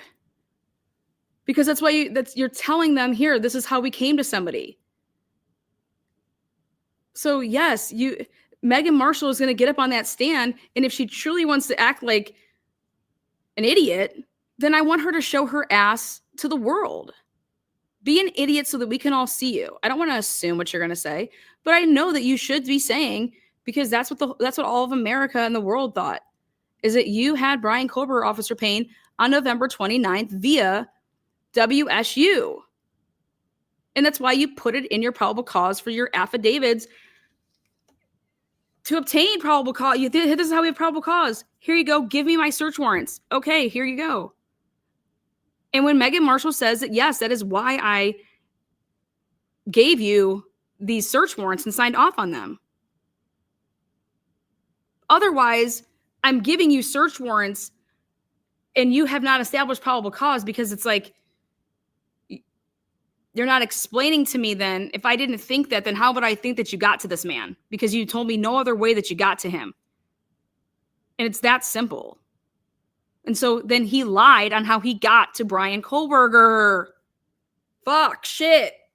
This is like so simple. And so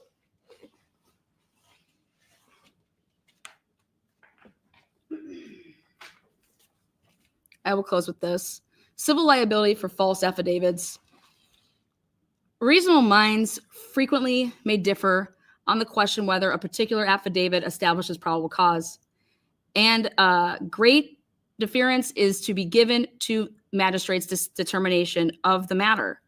Generally, a law enforcement officer is not expected to question a probable cause determination made by a magistrate judge. Instead, a magistrate's determination of probable cause is to be given considerable weight and should be overruled only when the supporting affidavit, read as a whole in a realistic and common sense manner, does not allege specific facts and circumstances from which the magistrate could reasonably conclude that the items sought to be seized are associated with the crime and located in the place indicated.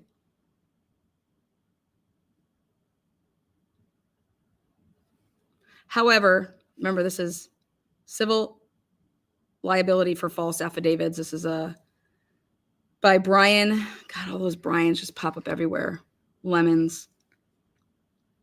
However, a plaintiff may challenge the presumption of validity afforded a warrant where the magistrate was misled by information contained in the affidavit that the defendant either, one, knew was false, or two, would have known was false had he not recklessly disregarded the truth. And that recklessly disregarding the truth would be that you did not have Brian Kohlberger's name on November 29th, 2022, like you portrayed to Magistrate Megan Marshall. And Ashley Jennings certified it, and she knew that that's not how they got to Brian Koberger in that chronological order of events. So are you misleading the tribunal? And 150%, yes, you are. Because they all knew that IgG was used and when it was implored and when you decided to use it, right? And they knew when they got it back, which was December 19th. And if that was supposed to generate your lead on December 19th, that then you're supposed to then, okay, let's go ahead and let's pump his number in. Let's see if it's on the cell towers. Okay, well, it wasn't. Then, all right, well, oh, it wasn't because, he shut his phone off. Let's go back and have the FBI. Let's ask them if this car could really be a 2014, 15, or 16.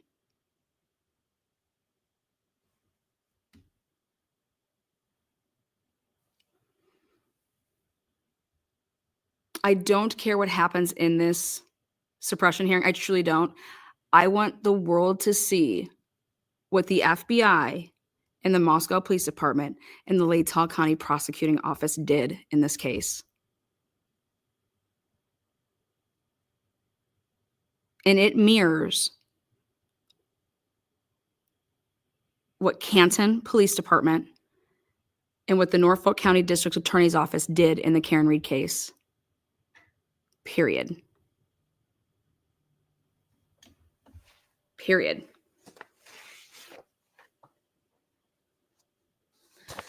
Then you go to this last part, which is the car and the phone moving in concert together. You lied about the results of the data from when you got your AT&T warrant. All of it is lies. But each time you added more to the probable cause affidavit to continue to get more search warrants. And then you finally got the arrest warrant of Brian C. Koberger, and you got it illegally because you lied.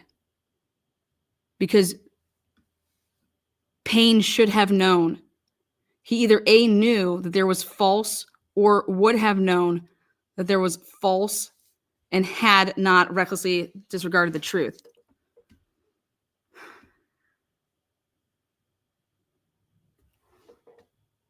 If the phone and the car aren't in sequence, and actually Brian's phone is shown to be somewhere else where the white car is somewhere else, do you think that there's probable cause anymore? Nope. No, there's not.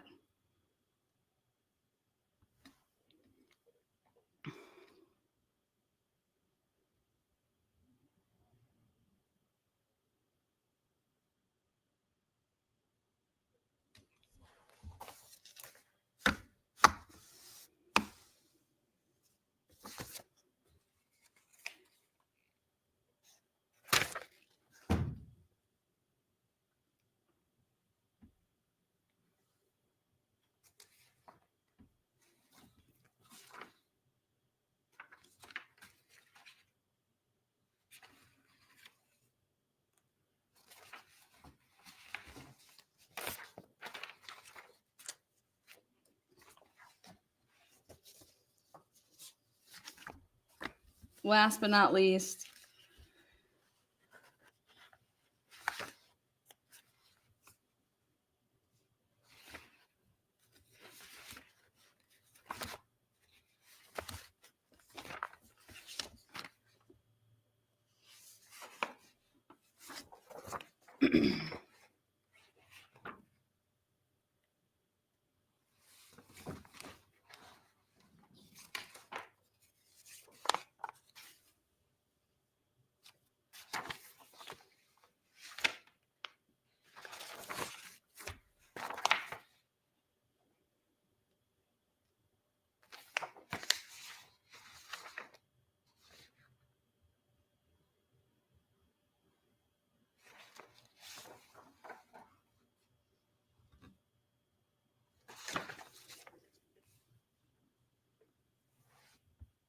this is an old school calendar I made back 2 years ago.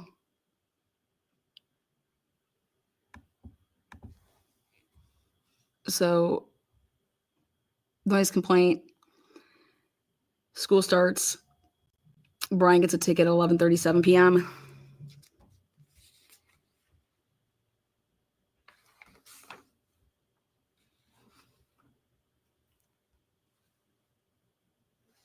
When you want to talk about how much time you had to, quote unquote, be peeing on these cell towers 12 different times.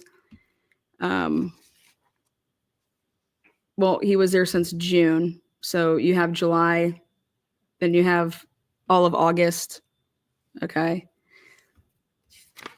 And you have all of September.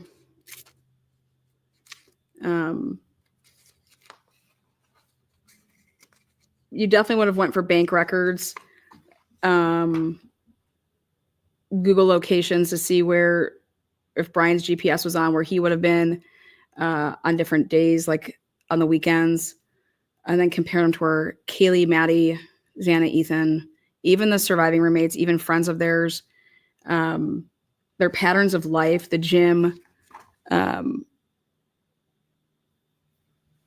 class schedule, WSU swipe badge. Like if you could get the swipe badge, that he would have had to swipe in to like get into his office if he ever had that, or to get into the building. So when people are like, well, why would they put in their report that they don't believe that he was peeing on a cell tower on such and such day and put that in the affidavit, but we believe that he was somewhere else? It's going to be something like that, that you're able,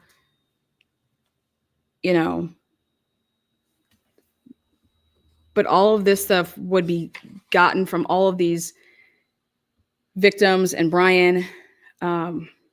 But you can't start on any of this stuff if you don't know Brian's name until December 19th.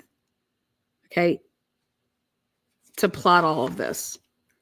Here's October.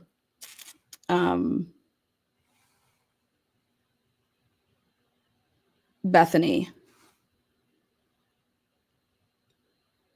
Bethany's getting pulled over on the 10th.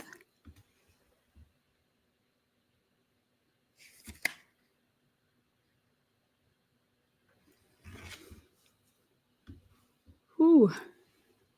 No school, football, bar. Media was at night. Media, FBI, press, police. Brian changes plates.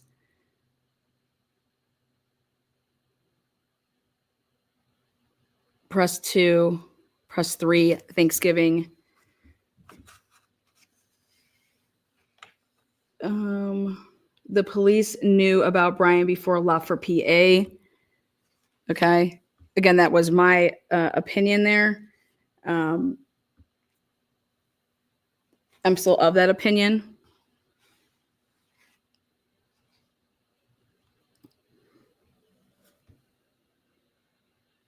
White Elantra, December 7th. Was this to see if Brian would come forward?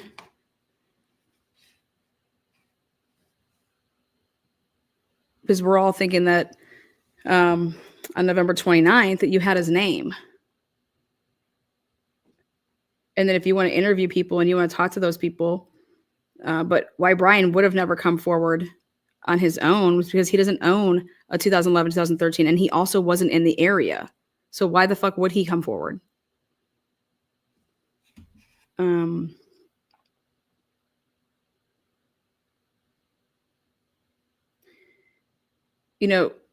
They're saying that he was pulled over twice in Indiana and it had nothing to do with this investigation because they didn't even know Brian yet. December 16th. He was pulled over back to back on the highway in Indiana, 10 minutes apart for tailgating too close. You want me to believe that? That's incredible to me.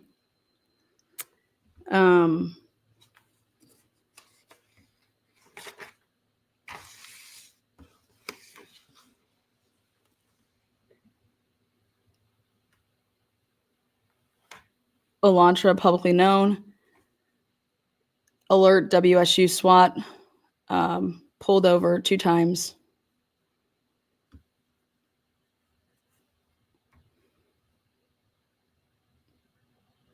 DNA comes back on the 19th. The 20th, they just said they find out for the first time about the November 29th. Reddit comes back with Kaylee. Google is sealed of Kaylee's. Kaylee's Google warrant was put in here. 12/4 came back on the 6th. Because they were looking into all of this. Kaylee has a stalker.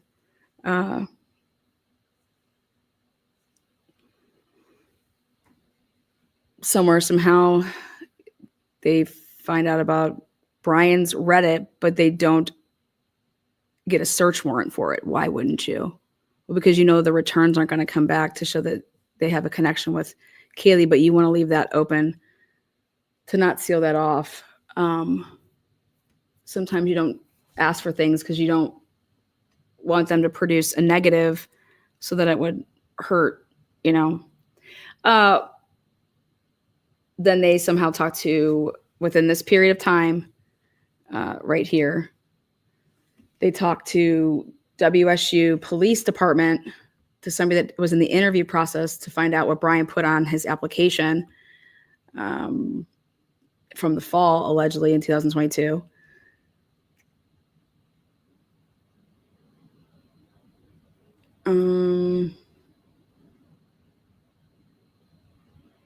What else did they do?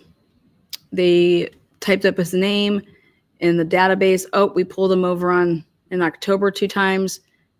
One time, and in August and 1 time. Let's go look at those body cams. We looked at the body cams. Oh, Brian gave his number up. So ready for this right here? Without a search warrant needed, you would have got the number that was associated with Brian. You would have went to the cell towers immediately and looked and saw that the cell towers did not indicate that Brian was on them around the house, right? At the time, wasn't utilizing any, just was on the cell towers. So it's a dead end. Because it's just supposed to be an investigative tool, like lead, here you go. And then so you start doing that on the 20th, 21st, 22nd. How in the world?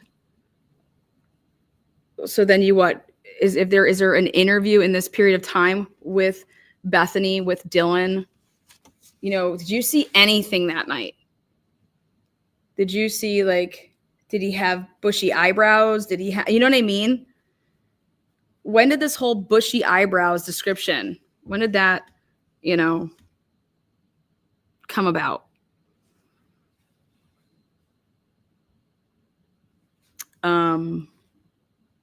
Then at some point they're able to figure out that Brian was at CVS on the 16th.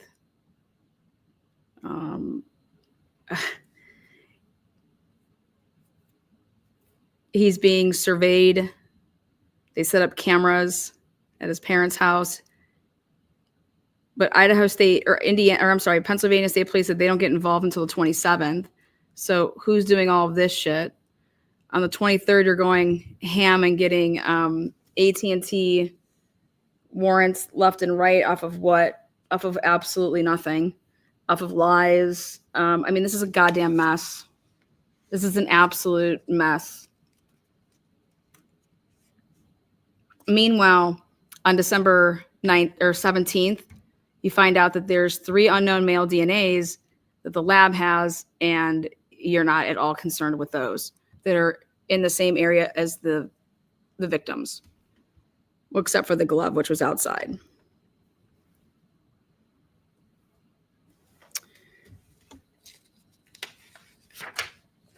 Right. Awesome.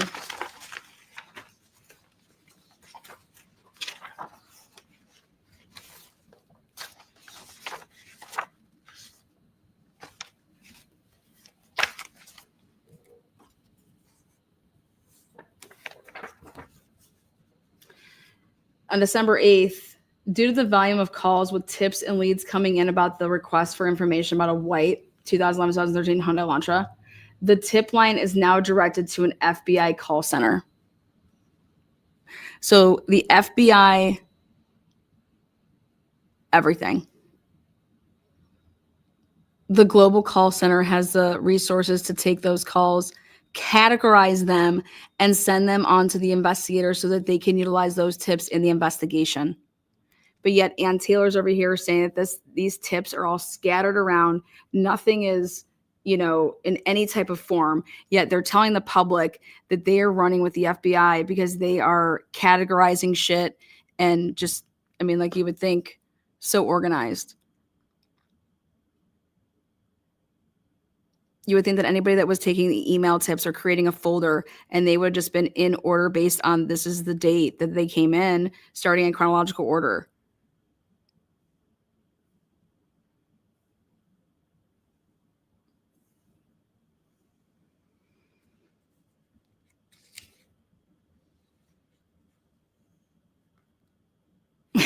Watch an interview with Moscow Police Chief James Fry released today for media and public use on the Moscow Police YouTube channel. Let's take a look.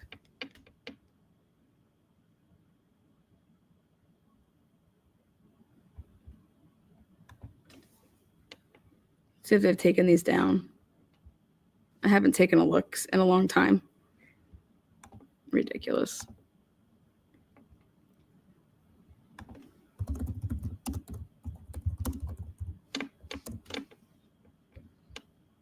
Okay. Here we go.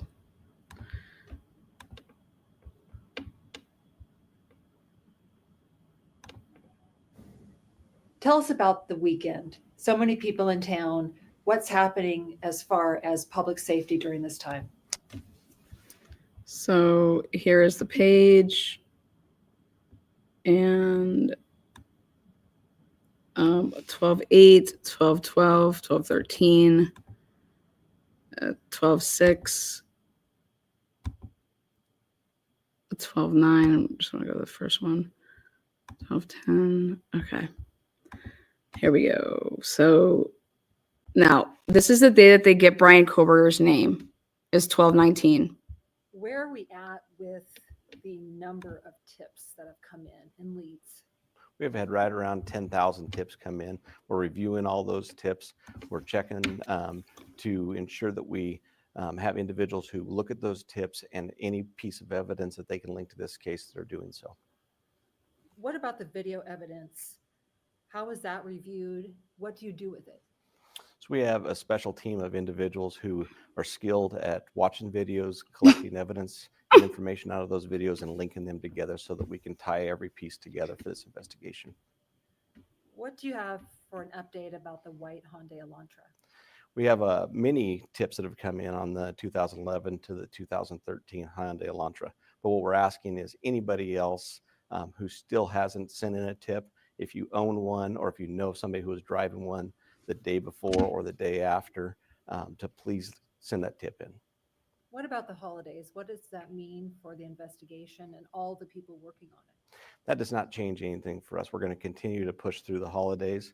We have a team that will continue to do the investigation and work on that as we move through the holidays.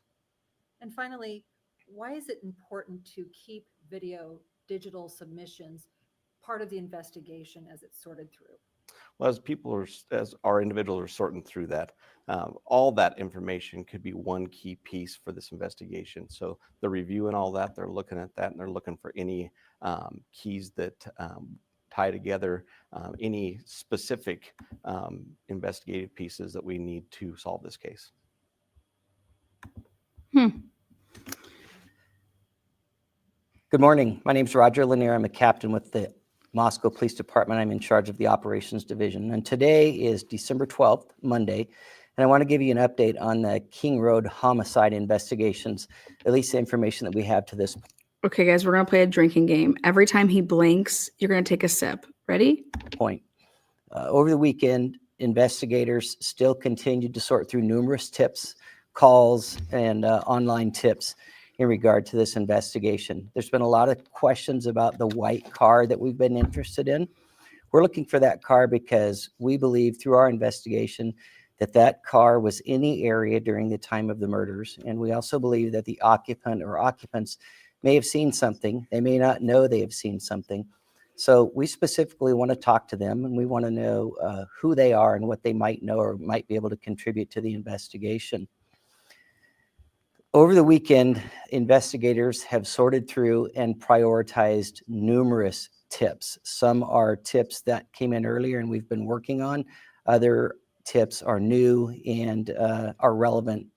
It's overwhelming sometimes with the amount of information that comes in on these tip lines. So our analysts have spent hours sorting through and trying to come up with the most relevant tips first for the investigators to follow up on.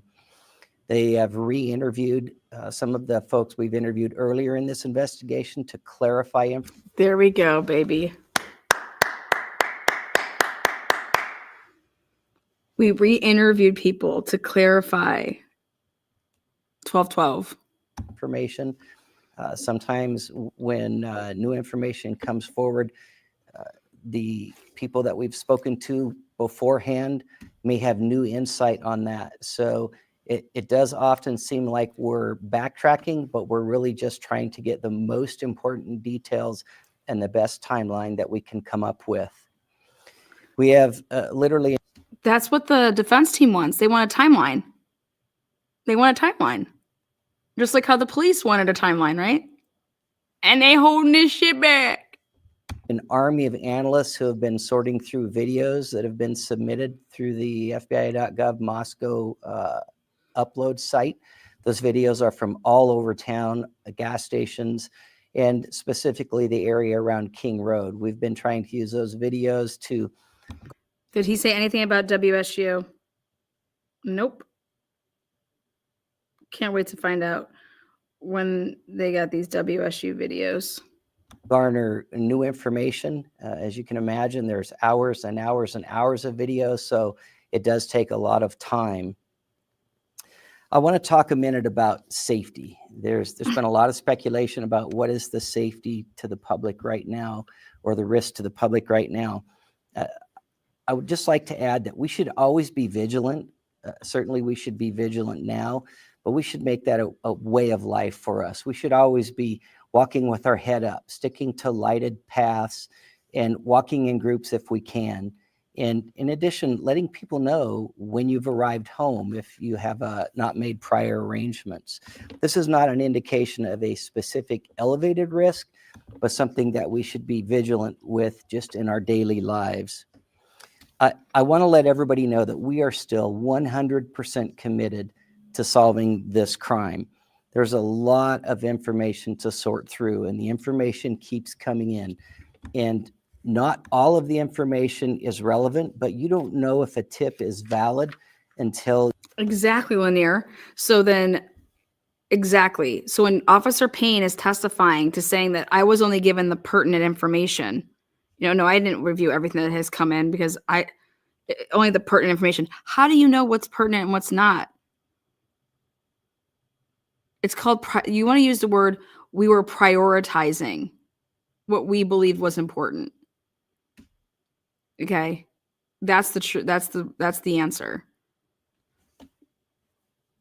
And you're prioritizing it off of what? The information that people were telling you in interviews, what people were saying.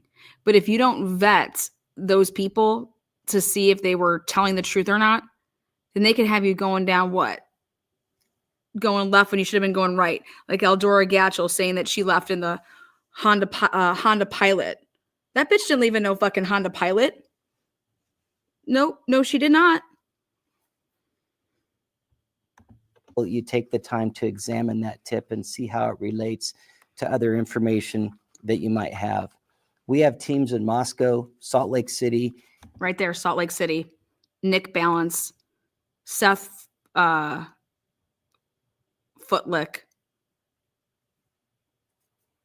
First thing he goes to say is Salt Lake City. We have teams. He's referring to the FBI in Salt Lake City. And in Virginia, as well as other. Virginia. I'm going to rewind that. I want to see if he says we have teams in Salt Lake City. Ready? Teams in Moscow, Salt Lake City. In. They have teams in those areas. You know how Ann Taylor is saying, wait, so Nick Balance is sitting next to you when you guys are working on December 23rd? If memory serves me. That was his new answer then. If memory serves me correct. And in Virginia, as well as other locations across the country. And we're prepared to do interviews and follow up on information at any point, anywhere. The ISP and FBI investigators, along with the Moscow Police Department investigators, includes dozens of analysts, tip line operators, and others, and they're working around the clock 7 days a week to sort through the volumes of information. MPD has detectives, support personnel, and a communications team to try to keep everything together, but it is still a daunting task. The FBI, their investigators are ready at a moment's notice at any place in the country to go conduct an interview should the tips and leads take us there. And the Idaho State Police has, besides working on the investigation, had several uniformed troopers in the area to help with safety concerns around the city and on the University of Idaho campus. And just a quick reminder, please stick to official news releases for information. Tracking down rumors and quelling rumors about specific individuals or specific events that may or may not have happened is a huge distraction for investigators, and oftentimes is the result of social media propagation. And it is very, very frustrating to investigators and hard to stay on track. Well, we weren't doing that here. Finally, I just want to add that we do have a lot of information, and we are specifically keeping that. And none of it implicates Brian Kohlberger. That information safe. We're not releasing specific details because we do not want to compromise this investigation. It's what we must do. We owe that to the families, and we owe that to the victims. We want more than just an arrest. We want a conviction. You guys lost the case.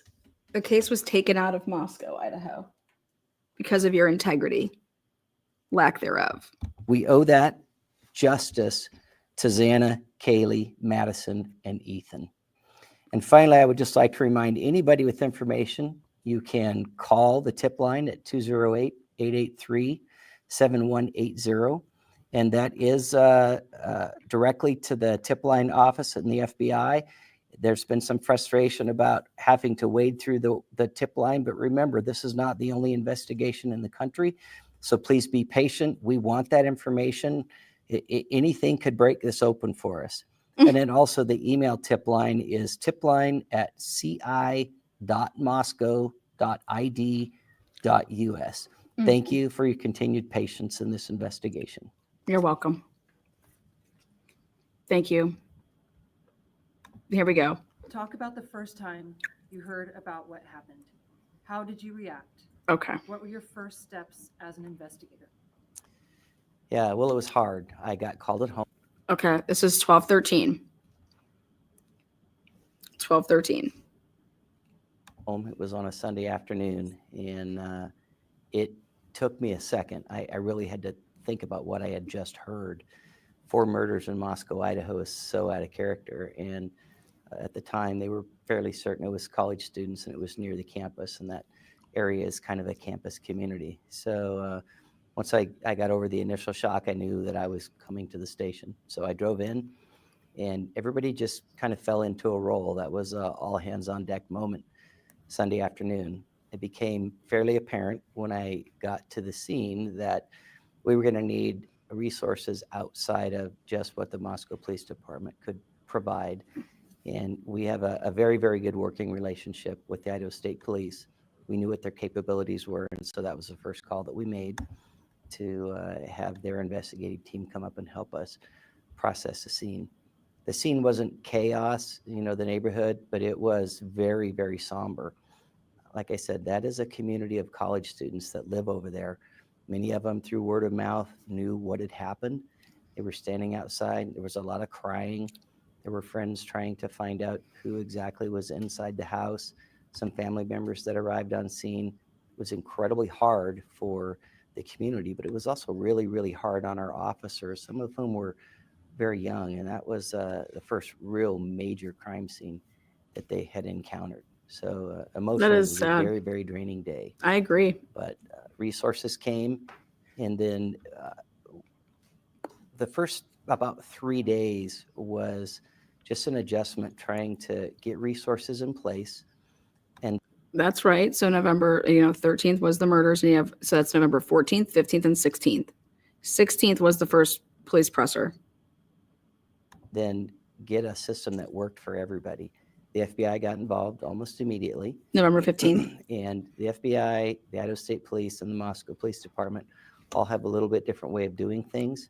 And that's okay, but when you're working They sure do, don't they? collectively, you have to put a system in place that starts information flowing and you can handle it in a logical manner. So fortunately, the FBI has some experience in those areas, and they were very, very good at helping us set up their virtual command post. And then Virtual command post. You guys hear that? Virtual command post. Virtual command post. Very, very important language right there. The FBI set up a virtual command post. once everything was in place, it became a very, very systematic method of processing the information that was Really? Because Ann Taylor says the opposite. So I'm curious to see how then these files just weren't like, here's this. coming in. Can you sum up the last month in terms of the investigation? Yeah, a lot of emotional highs and lows. Okay, so remember, this is really important because this is during the time period that they are saying that they do not have Brian Koberger, right? So what have you been doing this past month? Look at it's 12/13. That's a month later. That's what I want to know. What were they doing up until December 19th? But an incredible amount of teamwork. The general public doesn't have any idea the scope of this investigation, the number of people that are involved, not just here in Moscow, but investigative and interview teams in the northern part of Idaho, the southern part of Idaho, the eastern part of Idaho, resources from the Salt Lake City FBI office, the Coeur d'Alene FBI office. Coeur d'Alene FBI office. Isn't that special? Analysts back in Virginia, and the number of people that have flown here or driven here from great distances to just lend their specialty to this investigation. We have Flown and drove. So Nick Balance would be one of those people. the FBI's command post in our parking lot. And There you go. FBI command post was in the parking lot of Moscow Police Department, according to Linear. we've hooked them up to Wi-Fi, and everything that they would normally do down in Salt Lake City, they're doing right here in our parking lot. So Why is he telling us this on 12/13? What the FBI in Salt Lake City and where their command post is. Going back and listening to this is amazing. If you guys have been following this case, to hear this stuff right now is absolutely very, very interesting. Because just because he is saying this, right? They also said that Dylan was on the first floor. the team effort has been amazing. It's been overwhelming at times, but there are so many people with so much expertise. Somebody always steps up and takes the role that needs to be filled. What role has speculation, rumors, and the conversations on social media? Remember, these experts said that that's a 2011 to 2013 white Honda Elantra from the Ridge Road camera going the wrong way. Play in the investigation. Yeah, that has been by far the most frustrating part of this. We've always closely guarded the information that we've discovered at the scene and our investigative information because we want to protect the integrity of this investigation. And just look at social media and the rumors that fly out there. A small piece of information that has speculation added to it just takes its own life on the internet and starts rumors. And then we find ourselves not only tracking those rumors down and trying to quell them, but also we see our tips that come in are geared more toward the rumor, not the facts that have been put out. And the really unfortunate part of it is the effect that it's had on the victims' families, on the college students and friends of the victims, some of whom have had death threats and constant harassment by various media outlets. So it's been devastating in some ways. In many ways, it just re-victimizes folks who have already suffered this terrible trauma. What is next for this investigation? Well, this investigation is not cold. We get tips every day that are viable. We get dozens and dozens of tips. We sort through them, we prioritize them, and for sure, some of them are not good tips. They're not even relevant to the case. But every single day, we get a good amount of viable tips, and those tips help us do everything from clear people who maybe there was some speculation about, to further some of the theories that we're working on. So the next is just to continue on what we're doing, eliminate the information that we know is not going to be relevant to the investigation, and take all the new information. And eventually, and we see this coming, eventually we're going to narrow in on exactly what happened and who did it. Eventually. Like that was it. So it's now been 24 hours since that name, Brian Kohberger, has started making the rounds. You guys have publicized it. Are the tips coming in about him? I can say that the one fact I do know is they told me an hour into us releasing the name, we had over 400 people calling in. So we continue to ask for that. We continue to ask for more. Every tip, everybody that knew him is only going to help us. Are these tips from here, from everywhere? I don't know where they came from. Right there. Over 400 people. So it's now been 24 hours since that name, Brian Kohberger, has started making the rounds. You guys have publicized it. Are the tips coming in about him? I can say that the one fact I do know is they told me an hour into us releasing the name, we had over 400 people calling in. So Hell yeah. Let me see these tips. I cannot wait to hear about these tips. 400 people called in. God, I hope it's these Tinders. You know. So we continue to ask for that. We continue to ask for more. Every tip, everybody that knew him is only going to help us. Are these tips from? But what could I possibly provide you with? Hey, my name's so-and-so. I knew Brian. That's my tip. I mean, I don't know what you would need. Just if you can just contact us and let us know that you knew this man, then we can see if you're, okay, we'll ask you like, okay, when did you know him? Oh, we used to play in our diapers. Oh, he was my neighbor, or Here, from everywhere? I don't know where they came from. If it's any indicative of this case, they've come from all over, the nation. But he doesn't even know. He doesn't even know that answer. You're asked about the white Elantra. That came on December 7th or so. Where in the timeline can you tell us did what a question right here. Kohberger come onto the radar? So that's all part of those pieces that we have to hold until we can release information with the, after he gets to Idaho and the release of that information. But we're bound to hold that. Okay, so as soon as he gets to Idaho, we're going to release that in the probable cause. Okay. And the probable cause, once we get it, it says you got to Brian Kohberger on November 29th.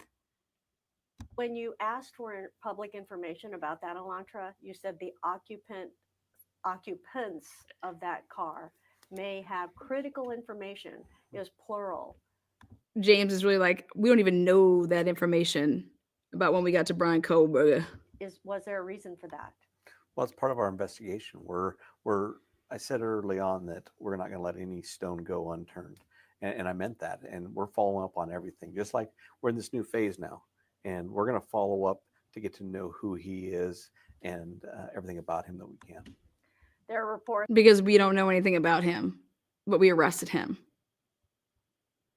It's that the Elantra was followed across the country. Can you elaborate on that or speak to that? And also reports of DNA, his DNA at the murder scene. All those facts are still sealed. They will come out. I know people are anxious They still are sealed to this day. Wait, what? for that.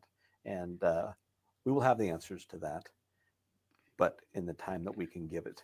So I ask once again, just be patient. I know I've asked that a lot of times, but It's coming. we are bound by the law now. It's been reported, and we have sources who have told us that Koberger asked, was anyone else arrested? Oh God, she ain't giving him softballs. You got to give it up. Upon his arrest. Have you been able to gather information about when he was taken into custody? All that information will come out as well. It's part of that investigation. It's part of that next step. So Okay. He doesn't deny it. He doesn't deny and say, I have no idea what you're talking about. He lets that shit go, and the people kept going and going. And now we know that's part of the suppression hearing, that this is not in one report. The car, the white Elantra, 2015, is it the car? And is the search over now for any more white Elantras? we believe it is the car. Okay. Is it in Pennsylvania then? Yes. Okay. And is it done being processed? I don't know if it's done, but it will be processed. Okay. I don't know if it's done, but it will be processed. So it hasn't even been started? Like, you hear that answer? We believe it's the car. Well, it wasn't in 2011, 2013 that you all were looking for, right? Okay. As you know, I was over at Wazoo yesterday at Koberger's apartment as the search warrant was being executed.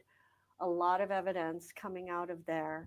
Can you talk about, what might be valuable? I think every piece is valuable. And I don't even know what was collected at this point in time. And that's part of that further investigation that I don't even know what was collected at this time. He ain't lying. He was not involved in this at all. Chief Fry, nothing. He's just the chief and he's not involved. we're going to hold. But I know that the search warrant was served there. We know that the murder weapon has not been found. Is there suspicion that it could have been there? We don't know. Like I said, we're collecting everything. We're doing our due diligence, and that's why we get these search warrants, so that everything is secured in the court through the court system, and that we have the right to be where we're at. You said in a local TV interview, I think it was Tuesday or Wednesday, that you're still waiting for forensics results to come back. When did they come back? And was that the missing link for Koberger?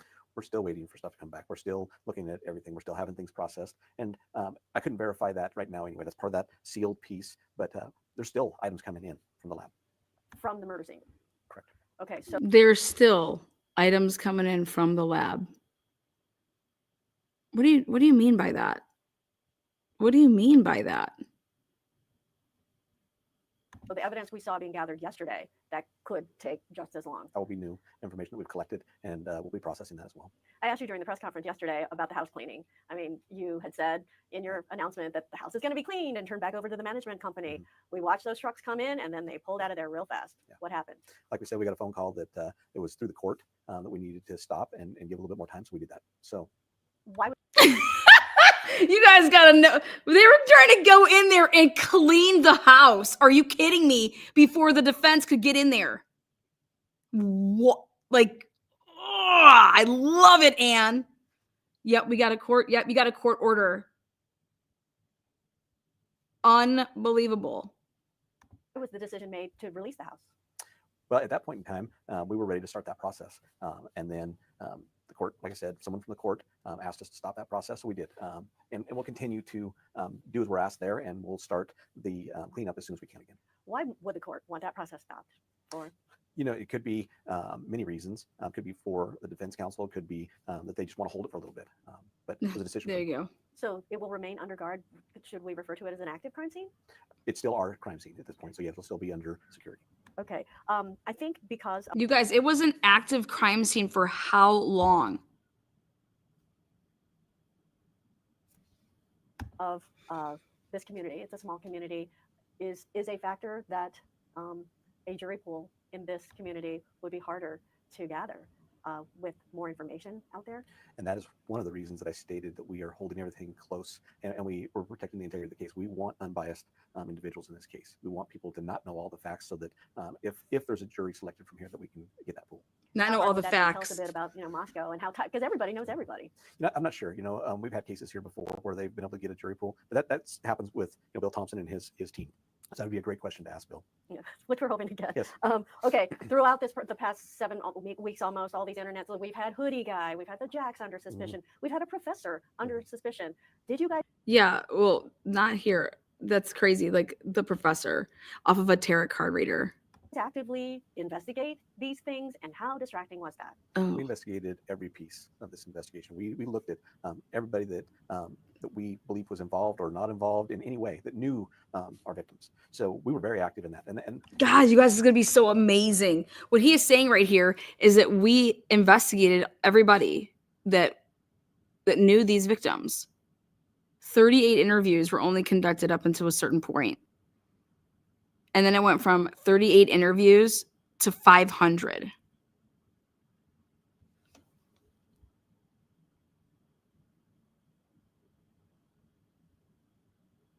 through that investigation, that's where we get to the point where we can rule. It's as important to rule people out as it is to keep them in the investigation. So Exactly. as we gathered information that was led us to believe that they were no longer a part of that, we ruled. Look at that nose. Ooh, daddy right there. Led us to believe that they were no longer a part of that, we ruled them out. The 911 call, can we have the release soon? That will come as soon as Bill Thompson and his office feel that is available for the public. When do you foresee the scene may never not be released? It's indefinite then. I mean, until a trial possibly. I suppose that could happen. There will be decisions made by people that are probably higher up than me that will need to make those decisions, but I suppose that is a possibility. Also, the house, the heat has had to stay on. I heard that it needs a new furnace, and I mean, who is footing the bill for keeping the heat on? Honestly, I don't have an answer to that question. I don't know if it's food management, property management, or if it's the owner or what, but someone is. Okay. Someone is. I noticed in your video the other day when you announced the cleaning, I mean, you had a slight smile. You seemed a lot lighter. Mm-hmm. How are you feeling? Right now, a lot lighter. A lot of people speculated on my facial expressions and stuff. I'm genuinely a pretty upbeat, happy individual. So I smile naturally a lot. I know a lot of people read into that. There was nothing to that. It was just probably me doing it naturally. But do you feel like a weight's been lifted off your shoulders now that a suspect is in custody? There always is. There's always that weight of knowing that you have a person in custody. And I think that gives a great relief to your organization, gives a great relief to your community. And in this case, the state, the nation, and I think even the world. There's a lot of criticism of the department throughout as you were holding so many details close to the vest.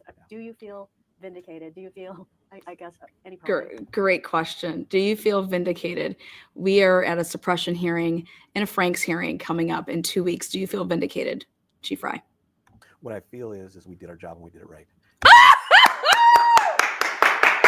What I feel is we did our job and we did it right. Fuck yes. Greatest answer in the world. And we said from the beginning, we're going to protect the integrity of the case. We're going to continue to do it right. And we're not a prideful group. What we are is a group that we had a job to do. We did that. And we are happy that we did it the way we did it because of the outcome. I got to go on that one, guys. Boom. Shitballs. You guys are great.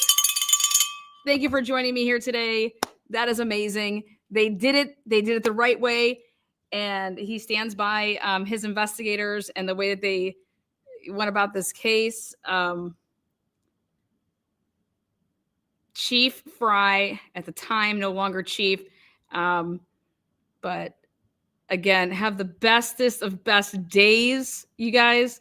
Right here, one more time for the cheap seats. Do it right. And we're not Do you feel, I guess, any pride? What I feel is we did our job and we did it right. And we said from the beginning, we're going to protect the integrity of the case. We're going to continue to do it right. And we're not a prideful group. What we are is a group that we had a job to do. We did that. And we are happy that we did it the way we did it because of the outcome. There you go. All right, guys, until next time. This November 29th, 4 people that were murdered, and you want to fuck around. You got 7, 8 families that are being affected by this, and they just mean nobody from the university. Shock value. And so what he did was he had taken pictures of California. Oh, you're from.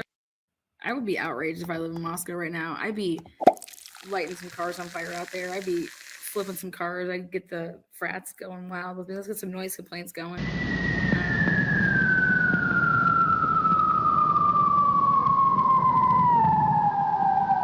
D+, DB+. Helen, I want to say hi. Couldn't stay. Thank you. And then the Bunny Brasher, thank you so much. See you soon.